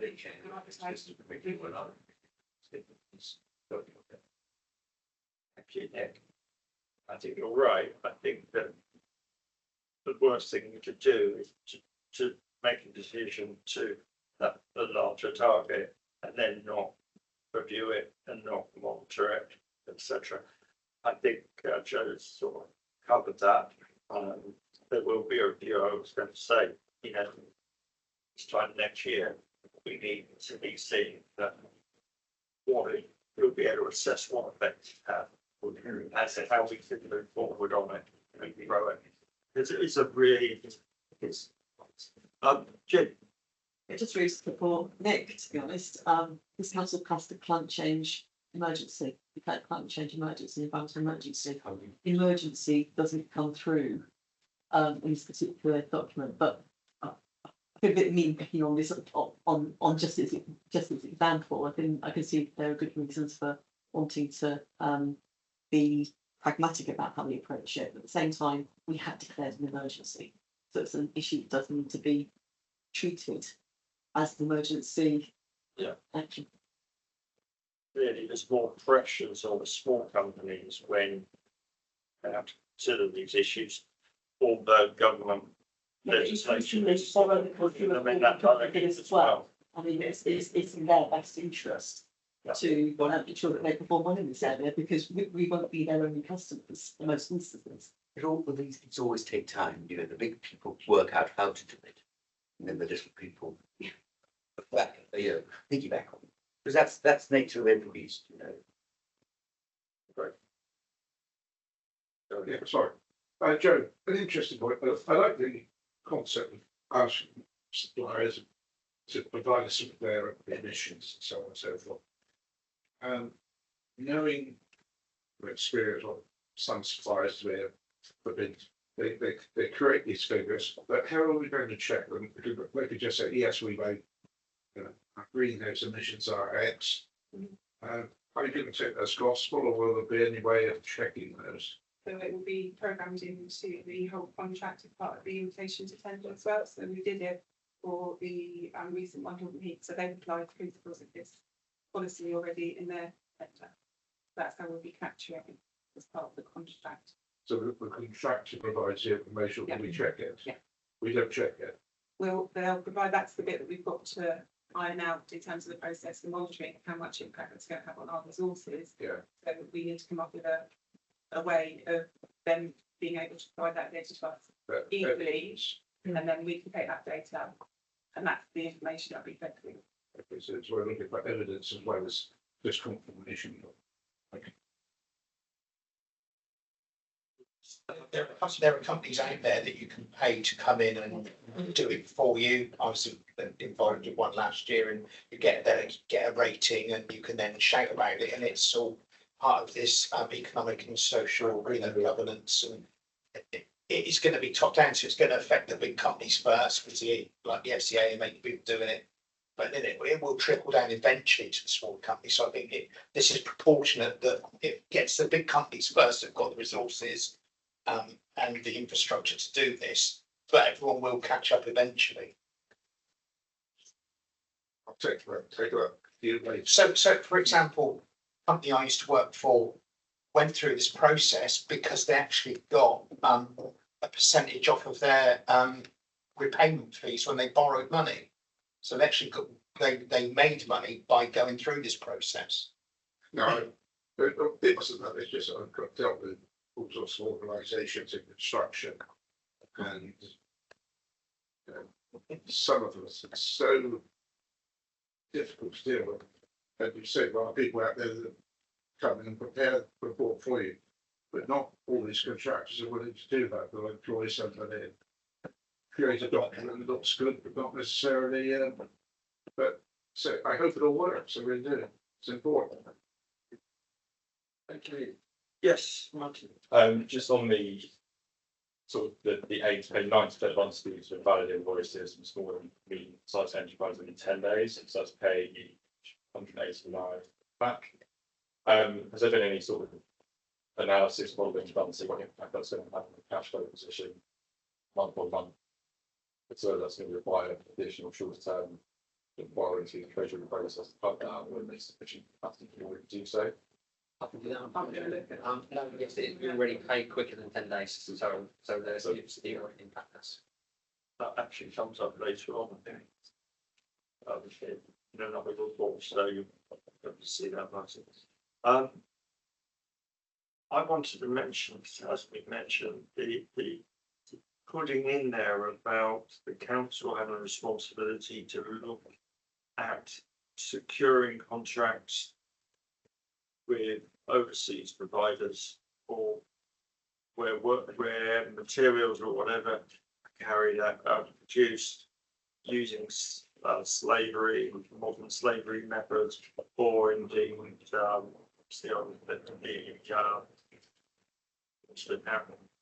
slavery and human trafficking. That's right. So it's really important that we show our moral compass on that. How we do it, I don't know, because you can Google all sorts of companies and come up with signs that they are using immoral providers. It's really time consuming, but I'm pleased to see it in there, and I look forward to hearing how we move that forward, that aspect, this report forward.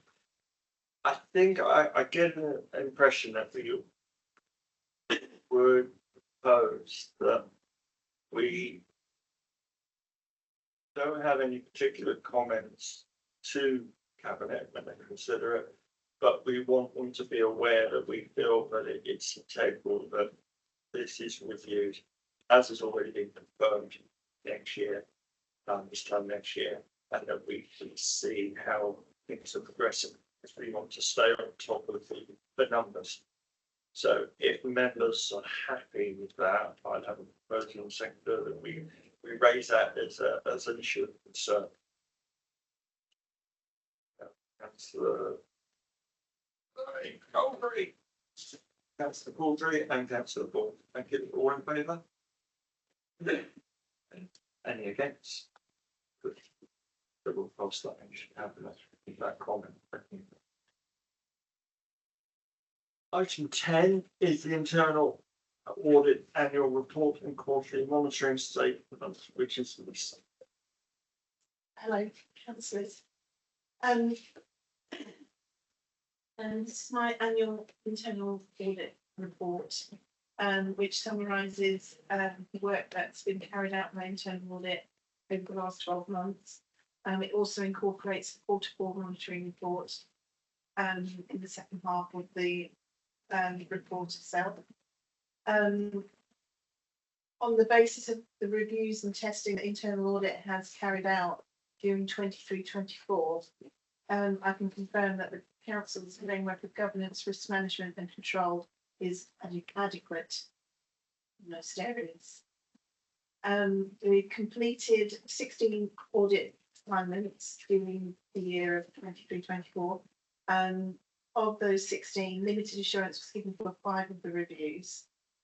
6 of the audits are currently at final draft stage, and they're unlikely to, they're that far along, they're unlikely to change. If anything was to change on those audits, I would, in Q1, I'll bring you back a revised opinion if it affects the opinion. But I'm pretty confident that they're at final draft and they've been agreed with the service managers, so I'm pretty sure they'll be okay. I will say there is a table at page 26, the comparison year on year of the amount of recommendations we've made. There's 2 things I'd like to say on that. One is that we operate the audit plan on a rolling 3-year basis. So really, although it looks like there are a lot of recommendations been made this year, they're not the same audits that we've done the last 2 years, just to put that in a bit of context. And I'd also like to say that grade 2s, with all credit to the finance team and the revenues teams, when we were doing particular audits that generated the high risk grade 2s, the teams were undergoing a restructure when we went in there, and before we even finished the audit, they'd implemented the priority 2s as we were going. There's only, I think there's only 10 outstanding in finance, and they're working on those. So I'm quite happy. So please don't be alarmed at the amount of recommendations there, because the teams have been very, very responsive. And Andy's to be commended on that. Because, yeah, your teams have been very helpful, very responsive. A lot of internal audits time was taken up with One Horton Heath and the whistleblowers.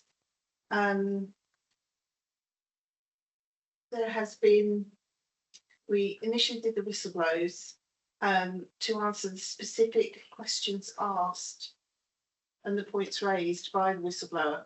So this was said, and we went and checked to respond to that particular query. If anything came up which we thought would affect the rest of the council, so if there was a query on invoice, we actually brought forward the accounts payable audit so that we could look at the rest of the invoices and how things were being processed. So although it was to do with One Horton Heath, if any weaknesses came up that could affect the rest of the invoice processing, we went ahead and investigated there. I've summarised the work that was done. We've also done a follow-up review of any recommendations that arose from those whistleblower investigations, and the majority of the recommendations that we made have been implemented, and work is progressing well to address the recommendations found to be outstanding. I believe that the follow-up, I think that it's literally just a handful of lower priority 3 recommendations that are outstanding, and they're being worked on. So I'm very happy with the outcome of that.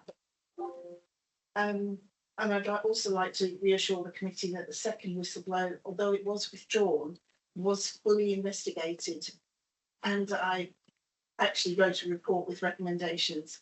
Those recommendations have also been followed up in the main One Horton Heath audit report, which is currently at draft.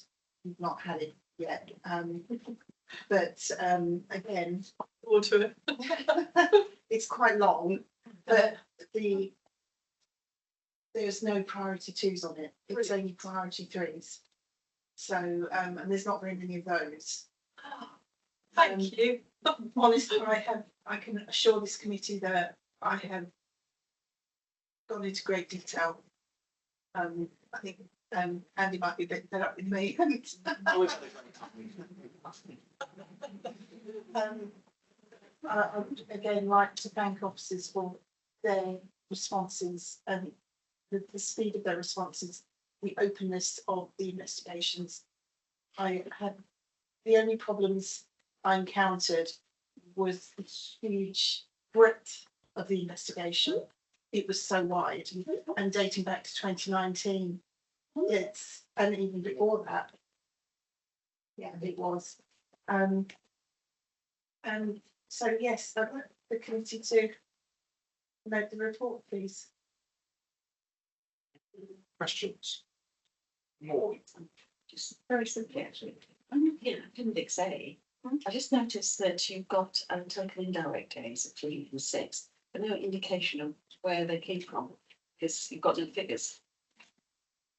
Okay. The indirect time not attributable to a specific audit review. Yeah. Yeah, that's the overarching thing for annual leave, sick leave. Yeah, but you haven't put anything in those. You haven't split that up. There's no figures in there. Or am I missing something? It would be plan dates for the whole year. Yes, that's what's in your plan, and then technically all columns about what to get back.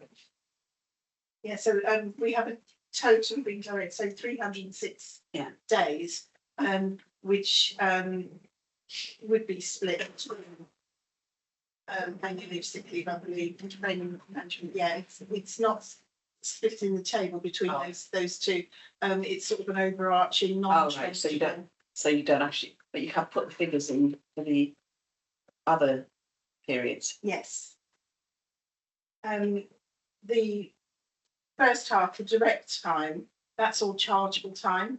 Right. Which I can break down between, which I've broken down here between various different directorates. The indirect time is sort of personnel days.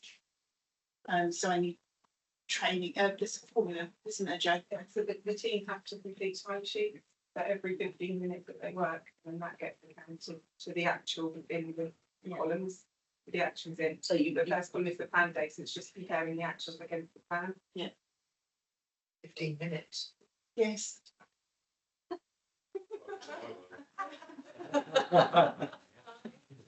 Yeah, they are monitored. We're probably right in saying that the training includes the apprenticeship. Yes, the training includes the apprentice that we've got, who I'm happy to let this committee know he has passed his degree.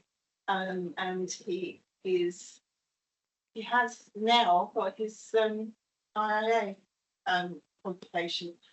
It's the CIA he has.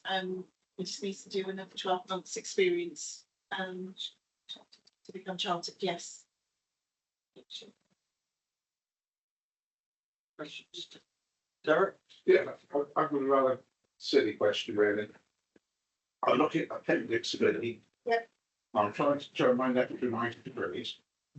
What are recommendations graded 1 to 4? What's grade 1 to 4? Are they? That's that's all the levels of recommendations that we make. So priority 1 is the highest priority. Absolutely, yes. Priority 2 is the next highest, the high risk So recommendation. you group them all into one group, so you can't really tell only serious. Yeah, and the next column along, we monitor the 1s and the 2s. So the next column along is the total of grade 1 recommendations. Yeah. Unfortunately, we've not had to make any of those. The next column is how many grade 1s have been fully implemented, but we've not made any. And then the next column along is the number of grade 2, priority 2 recommendations. Sorry. And that's what we monitor. It's just sort of trying to work it out because see some areas have had quite a number of grade 1 to 4, and others have had nothing. And the last thing is, go back to my old questions here. Obviously, one of what has raised some issues for you in another way. Have you got a level of capacity there to make sure we don't get a repetition of that? When I brought the audit plan at the beginning of the year, it was quite expanded. I do remember that. Yes. They want to make sure you We have got that. agreement last October. Yeah. for You've additional got funds. capacity, We have you want now procuring support from other local authority that have good deliveries. So there was another 19 new audits that I added to that, That's good. It's mostly to do with one Morton Heath. Thank you very much. For members that are new onto a committee, it's not just one more people that we have to audit. Don't get me wrong, Steve, I do apologise, but that's something that I came up last year, was just a bit. Fair enough. But I mean, Lisa and her team have to do so many audits a year, which are mandatory. And then there are lesser ones, and then there's the ones that you look at when you have spare capacity. Yeah. So you'll find that during the year when we get reports that what we have to do is not just cover and make sure that Lisa's team are covering one Morton Heath, but covering all those inspected audits as well. But I will say one Morton Heath is obviously one of the highest risks we have. I actually spent most of my time in the last year spent just on one Morton. Yeah. The thing you spoke to one more than me this evening. I'm concerned about that one, obviously, because of the scale it has and the publicity it's receiving. Obviously, I look at your document, I see how much work you put in, and I appreciate that. I may not say that, but you do a good job with me. Oh, I'm sorry, should I box it really?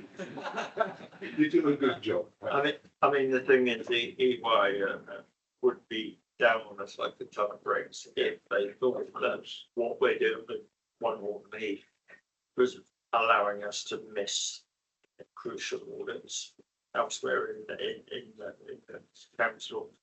So it's really important that we do those audits during the year, and it's our job to make sure that those audits stay on track. And you know, it's good that you know we've got every confidence that that's going to happen, and at the same time, you've got to give all that time to one. Yes. I mean, I will say, as I say, we've got these extra 80 days, which we're buying in. As one Morton Heath expands, and it is going to have an impact on my team. Probably will be coming back resource and growth to match it. So that'll be a capital decision, and they will have to weigh that up.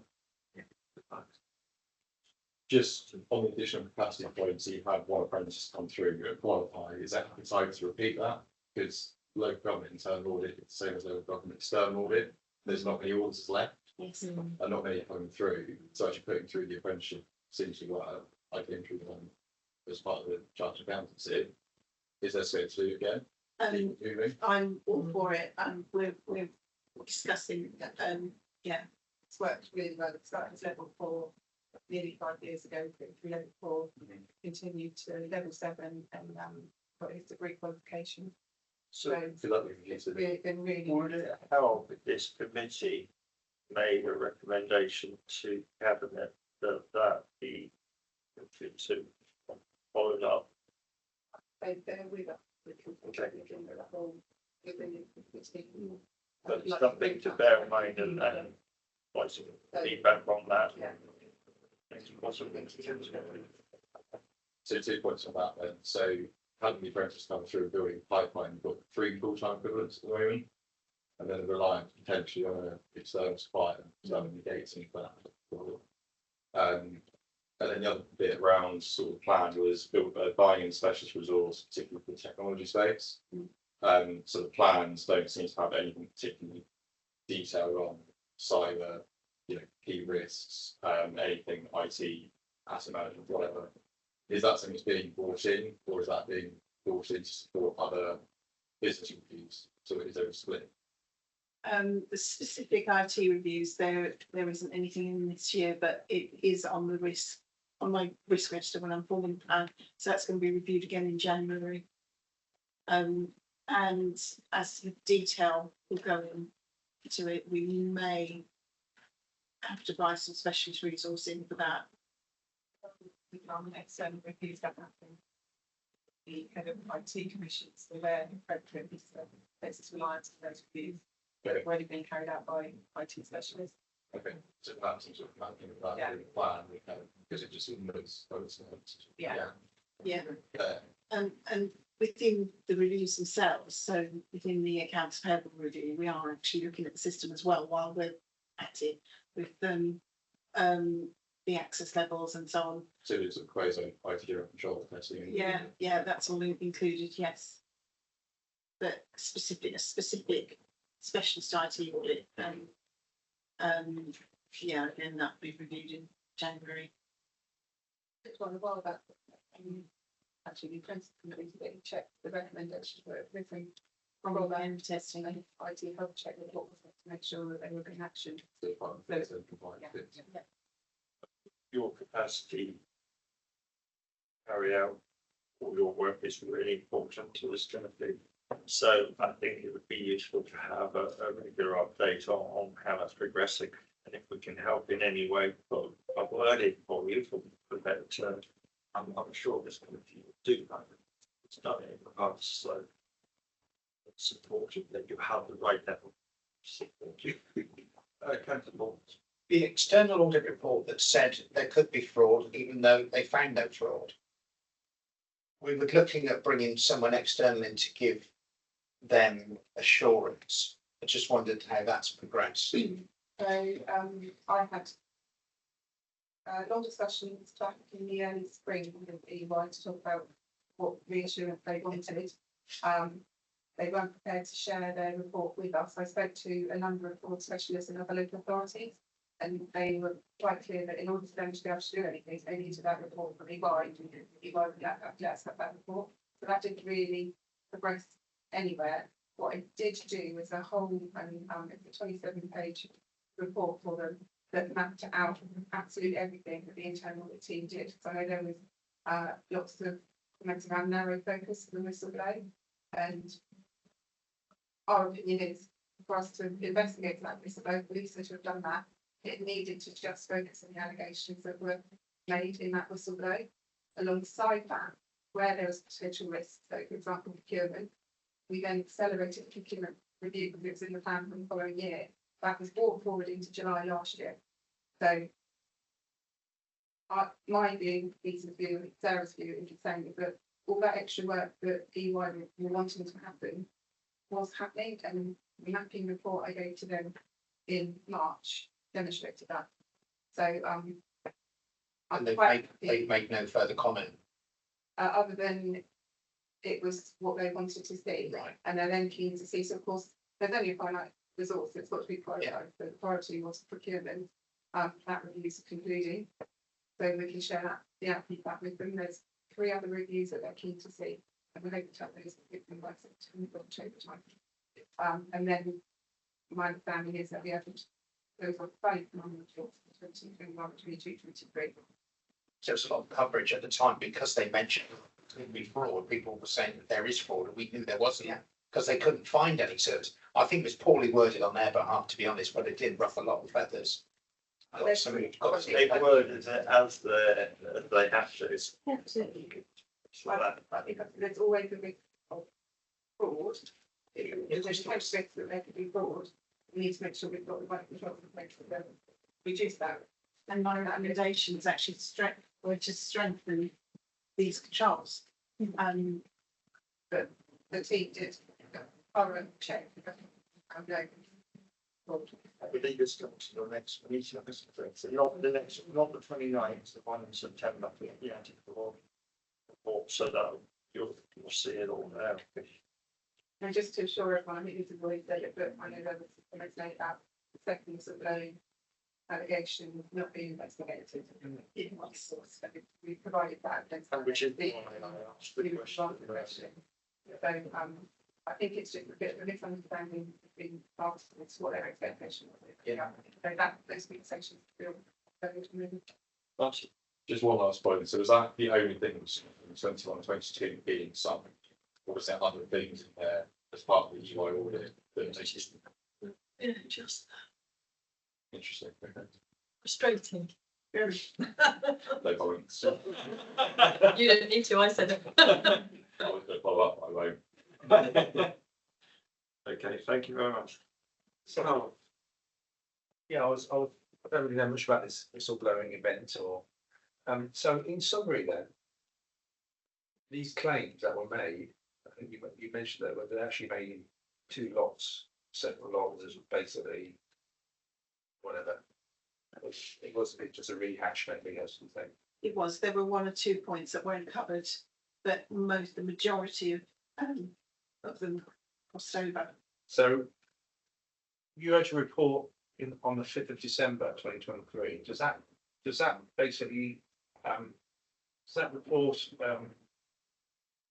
summarise the outcome of the contents of the whistleblower? I'm still not sure what is the whistleblower claims. Have they been shown to be invalid? Some, the majority of them were invalid. Yes. There were some valid points. Had that to do with what, with process or? Yeah, it was around procurement, and the certain controls in accounts payable, which have been tightened up now. Did anyone make any money out of that? No. No, so it's just been sloppy in the way they did things or something like that. It's difficult to say because a lot of this happened back in 2019, the evidence that I needed, and the record keeping wasn't the best. I was having to get IT to dig into people's email addresses and inboxes, and this is why it took so long. Right. Because it was quite the people who were dealing with it then are no longer with council, the majority of them. So I mean, even finding out who was on an interview panel was difficult because everybody had left. So I couldn't ask the people involved.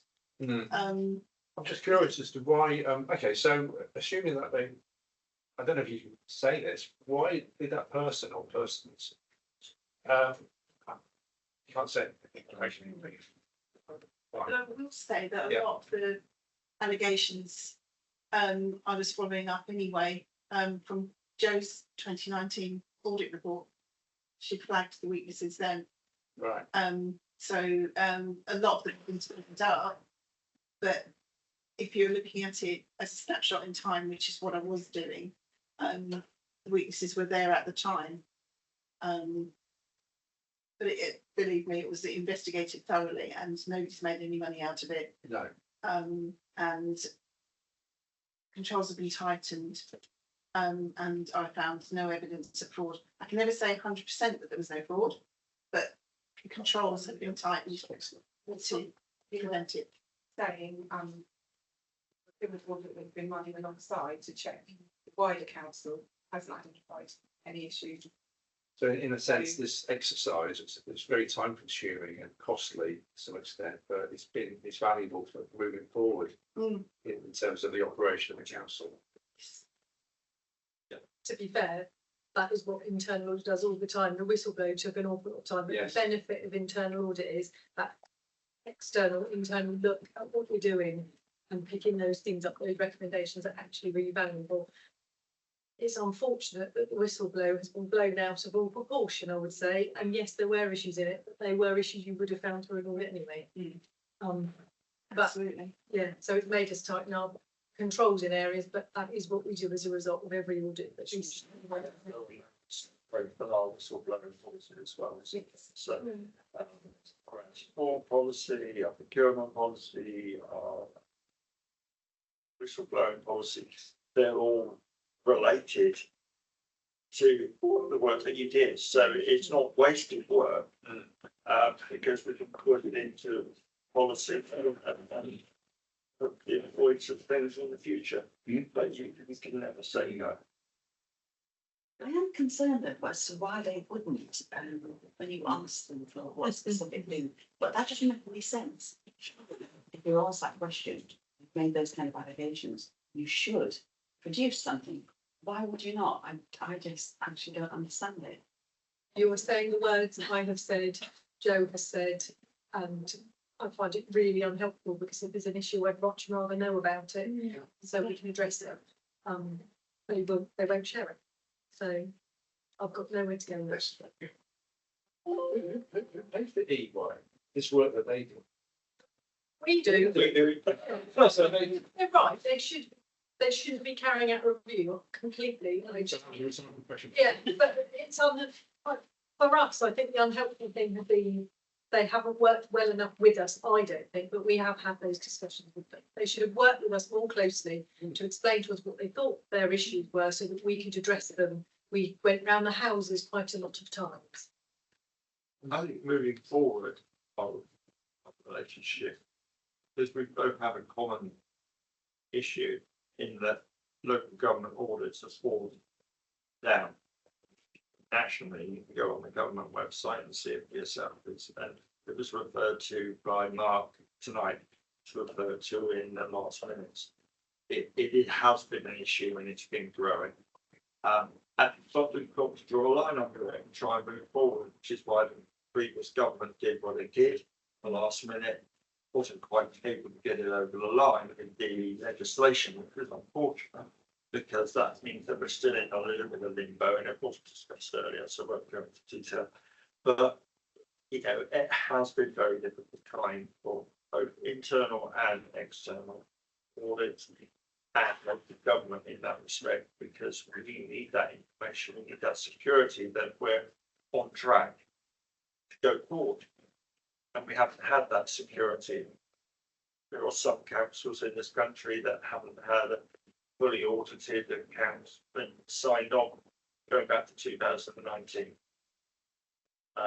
So there are one or two cases. So it is a real issue, and I guess we've got a great pool now that we can see a way forward. Yeah. And I thought Mark's comments were actually quite encouraging. That he accepted that there has been an issue for everybody with local audit and the government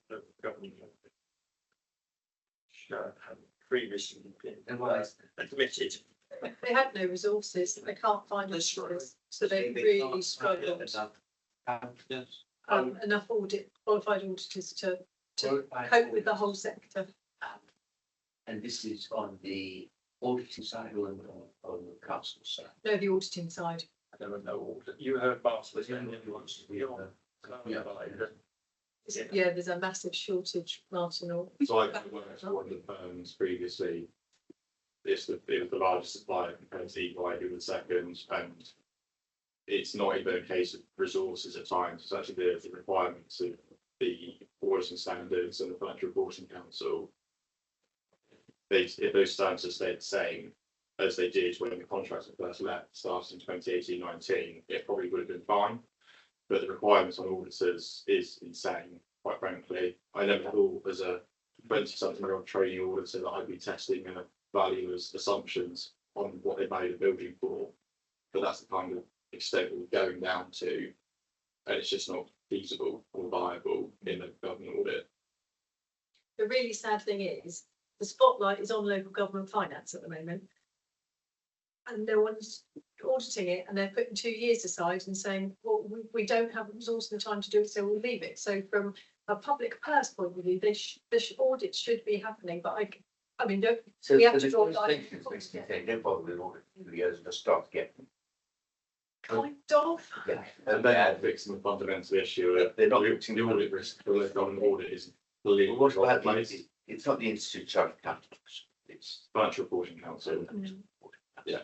Yeah. And what do they say about their ridiculous requirements? They said. Yes, And then are they going to unset? No, they charge. No, they're lobbied regularly, doesn't make any difference. And the sad thing is, in my opinion, you may disagree, sometimes they focus on the wrong things in our accounts. So it's the frustration that where you could add value, but that's a different discussion. You don't want to get into that. That's not. I agree with your focus on the wrong risk. It focuses on the pension liability, the valuation of properties, which has no impact whatsoever. No one cares. As a pension lawyer, I do care. Not on that bit. Yeah, but it is the system, and we have to work with it. And yeah, okay. I think it is what it is. Yeah. Okay, can I have a proposal and second that we know the point, because I don't think there's anything to government there. Okay, proposal, having seconded Derek, all in favour? Brilliant, great stuff. Okay, that's item 11, I think we're on now, aren't we? Item 11, annual governance report. Or have we just done that? That's just you. Joe. So, having just spoken about the council's brings us into the annual governance statement, so be aware that we've issued or published our draft statement of account for 23-24, still to be audited. But we do need to publish an annual governance statement by the end of July each year. The annual governance statement was back at 23-24.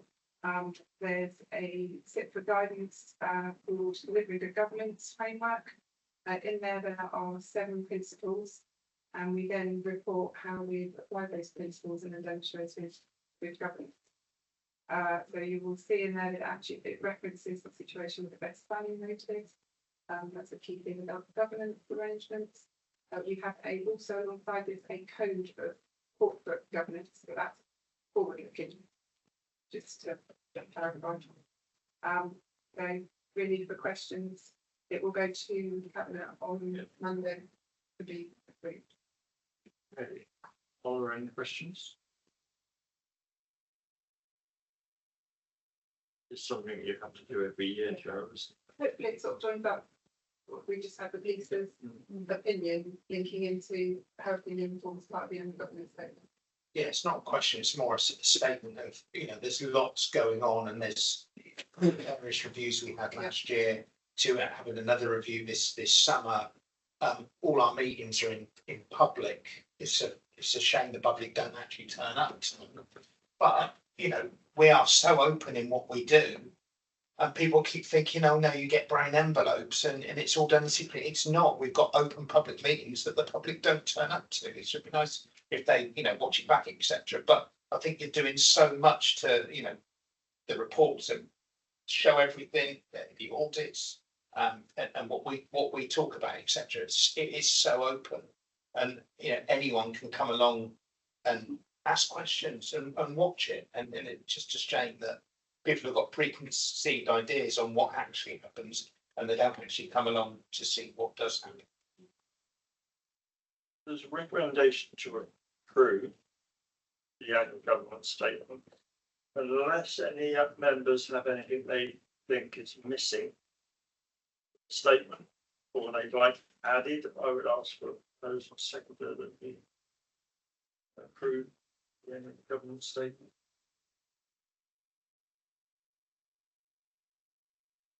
Cllr Hadaway, Lee, approve. Cllr Attrill. All those in favour? Good. Any against? Sure. And then the abstentions. That's good.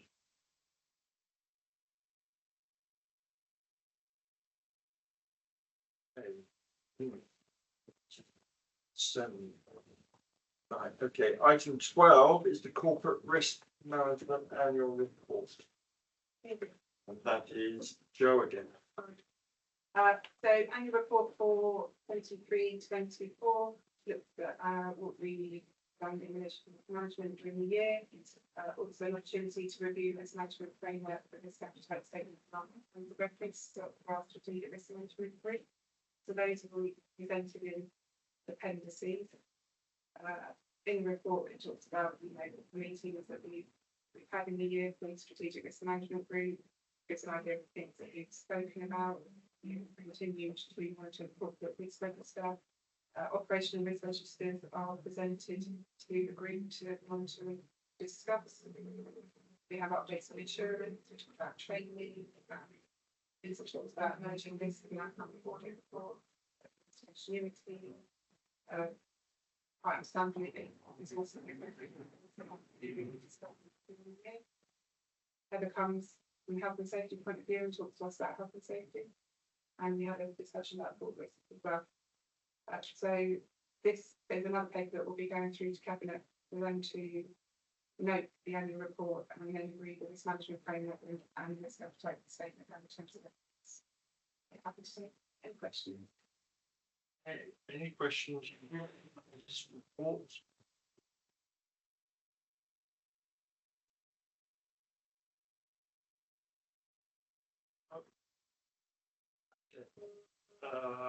In that case, we need a first and second so that we know the report. I mean, it does cover SRMG, which I represent you on, so you get a report from me every 8 weeks. Joe, so yeah, we cover this very well, extensively. So can I have a proposal sector support?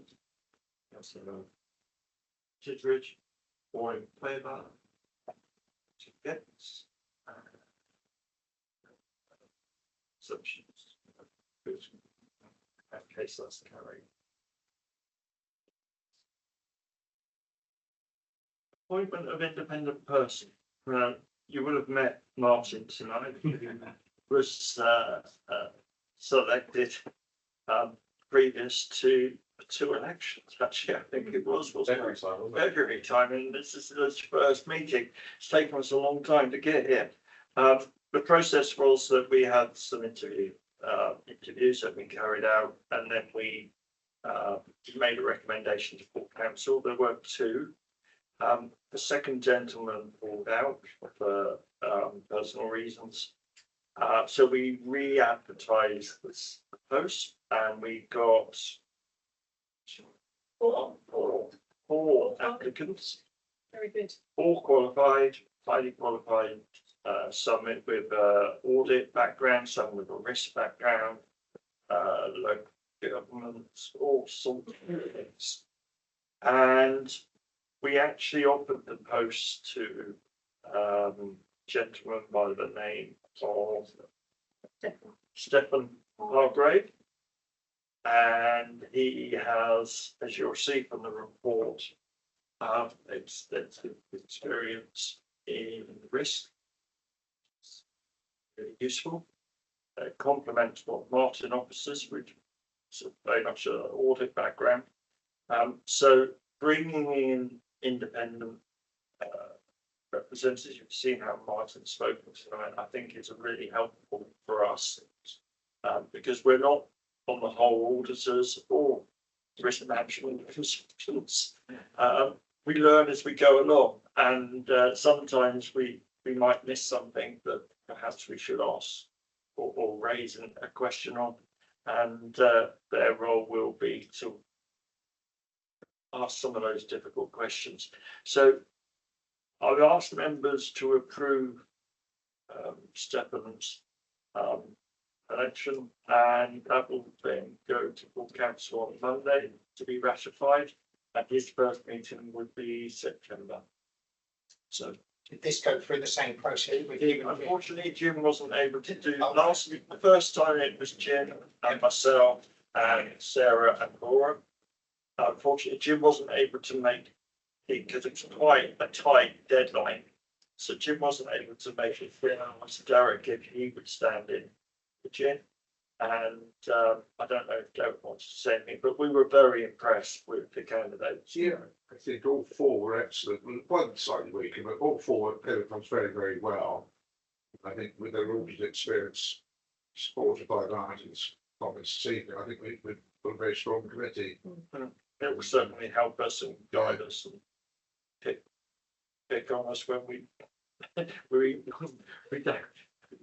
miss things and so on. But I think that also challenged the EY as well, which will be interesting, because they will ask them questions. So it's not just about asking our officers or asking us, it's about covering all councils. So I think it's a big improvement.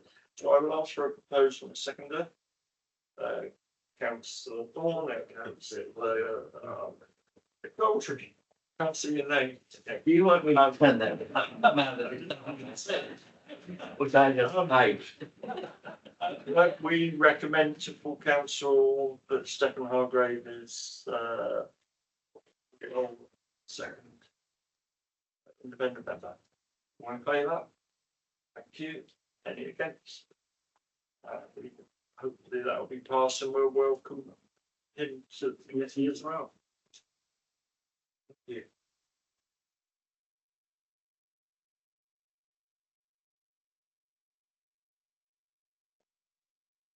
I think we're on to appointments for SRMG and PEG and the housing group. Now, those two have already been approved, and that's Derek and myself.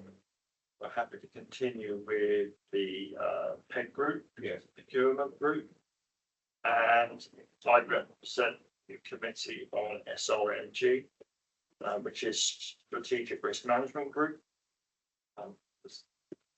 And then certain people commented that they don't like letters that they don't know what they stand for.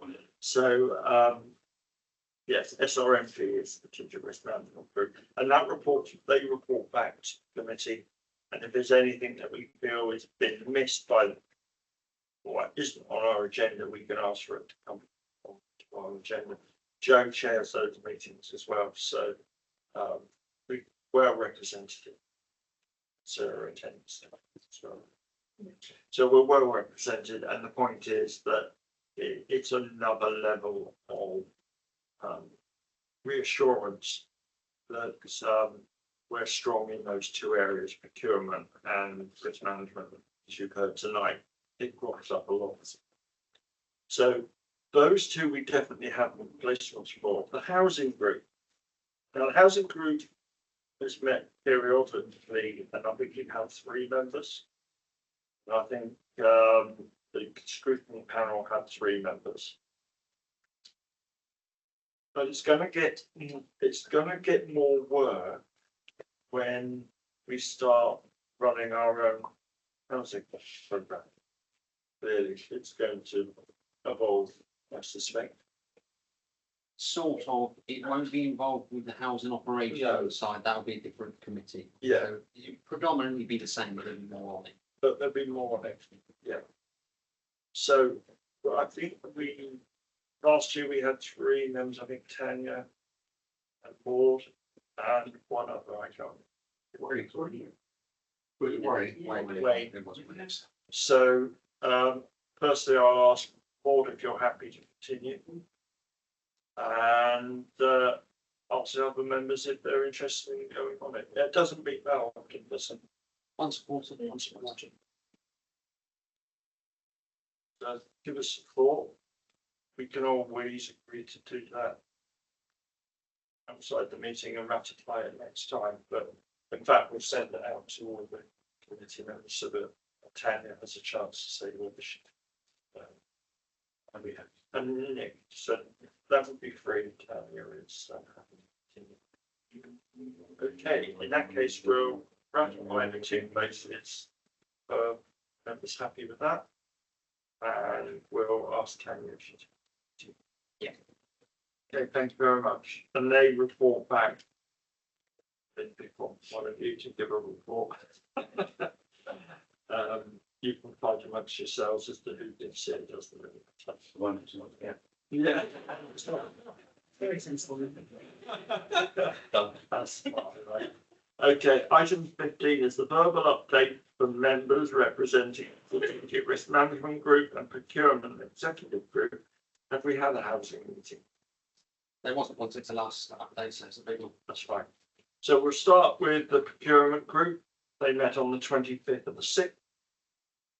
And they, among the items they discussed was one ordinance procurement, including tendering, and noticed the future report to Audit Resources Committee and Cabinet. As you know, it's on the agenda again later this month. So, procurement officer presented procurement action plan and discussed progress. They considered and reviewed the modern slavery statement, which is to be presented to full council on Monday. The group received procurement performance indicators, and in particular the indicator of payment of invoices. And that's something that you mentioned earlier.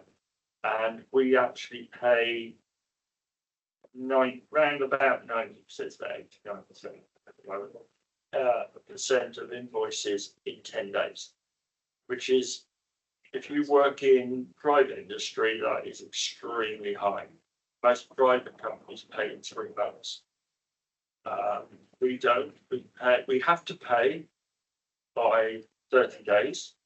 So we have that fallback, but we were very keen to keep the 10-day rule as a guide because we're achieving it in most of our payments. And while we can do that, I think we should, I agreed, I felt that it was right to continue, as long as it's not putting too much stress on staff.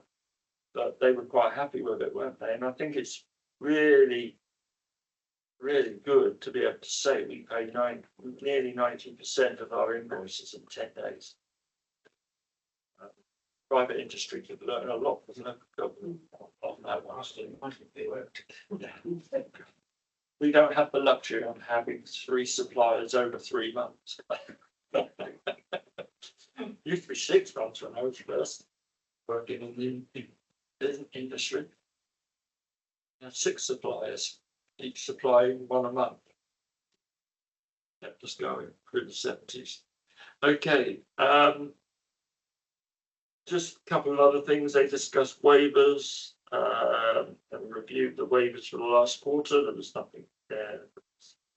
So, and procurement policy, and the group reviewed suggested amendments before being presented to all the resources cabinet. You'll see that when it comes at the end of the month. So a lot of discussions about that. Any questions on any of that? Okay, moving on to SRMG, which is the Teacher Risk Management Group, held on the 17th of 6th. The annual risk management report covered on the agenda. Yeah. And so that's fine. The corporate risk register discussed content, and there was nothing to escalate, which is really obviously, if I see something that or Joe feels that there's something that we ought to be discussing here that's of concern, bring it straight. Emerging risks discussed, and the response, and response to the best value notice we heard about tonight. Health and safety update, we had the same report. Discussed resources we did tonight. Insurance, tendering for new insurers later this year, work is underway. Next meeting is on the 2nd of the month. Question.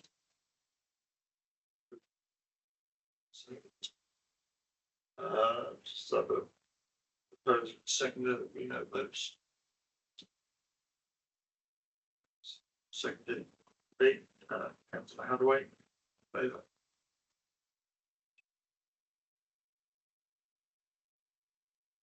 Cabinet forward plan. We have this item comes up on every committee agenda. If there's anything that's not down to be looked at else that you want to know more about, or you feel that we should be looking at, this is your chance to say we should be looking at this. It normally says it was coming to us. It will say that it's going to cabinet, and quite often we have a chance to see a report before it goes to cabinet, as do the scrutiny panel. So you'll see as you go through that some of these items are already down to come to us. Is there anything that anybody wants to add? Corporate meeting charges, which is to September, I think that comes to this committee. Yeah. Or it goes to cabinet. That needs to go in there then. So the September meeting is the day before the 20th. Yeah. Yeah, Yeah, so it's on the work program. So that's good. So that's already covered. Alex? No, just looking at the car club, because actually that's quite expensive to buy new cars and put new infrastructure in. I don't know if that's would be useful to look at the stats and figures for the existing car club that stopped because the cars got too old. And the appetite for it, etc. Because I never actually saw anyone use. I know they must have been, but Start used them. yeah, no, but this is not a staff scheme. This is the public scheme. So I'm just making sure, you know, value for money that this type of scheme is going to deliver what the residents. We could have some feedback on that, and maybe something that puts some forward to prepare more else.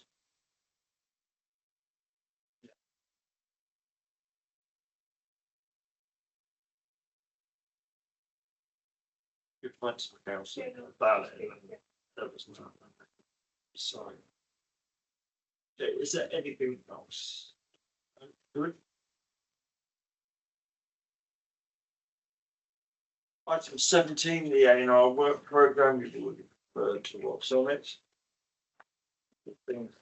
Sarah, is there anything else that we are expecting? No, except on the 24th of September, it says the asset management strategy is coming. That's actually programmed in December, but September. That's my fault because I didn't tell you before, so sorry about that. I see you've got the theatres coming in. Yes. Yeah. Which is annual report, isn't it? Yes, so it should look at the whole new business plan.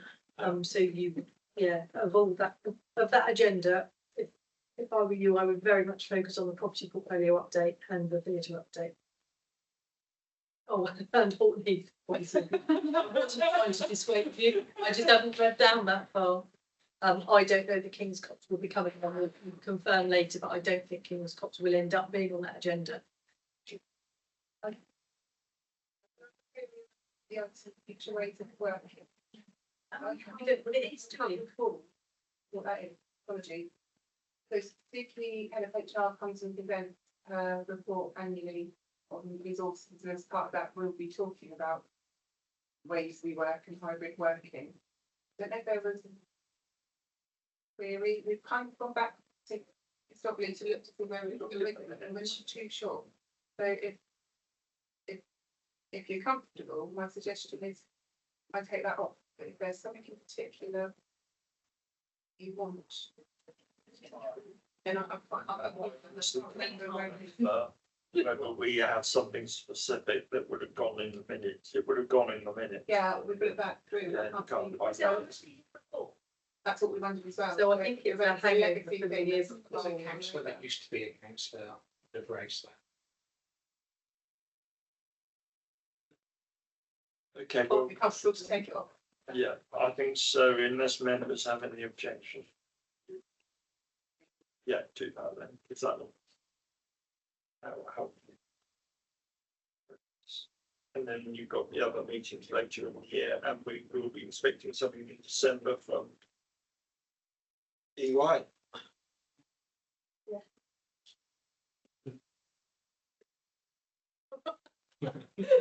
Did you say which December, by the way? Well, I suppose. Yeah, I hope so. Almost couple of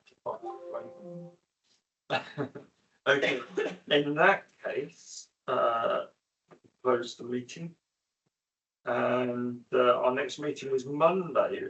We normally have our meetings on the Tuesday, but for obvious reasons, this one had to be moved slightly. The next meeting is an extra meeting to discuss what more. And a lot of that information you got tonight will help. Visit next week if you can make it, will help. And that will be here at 6:15. Tonight.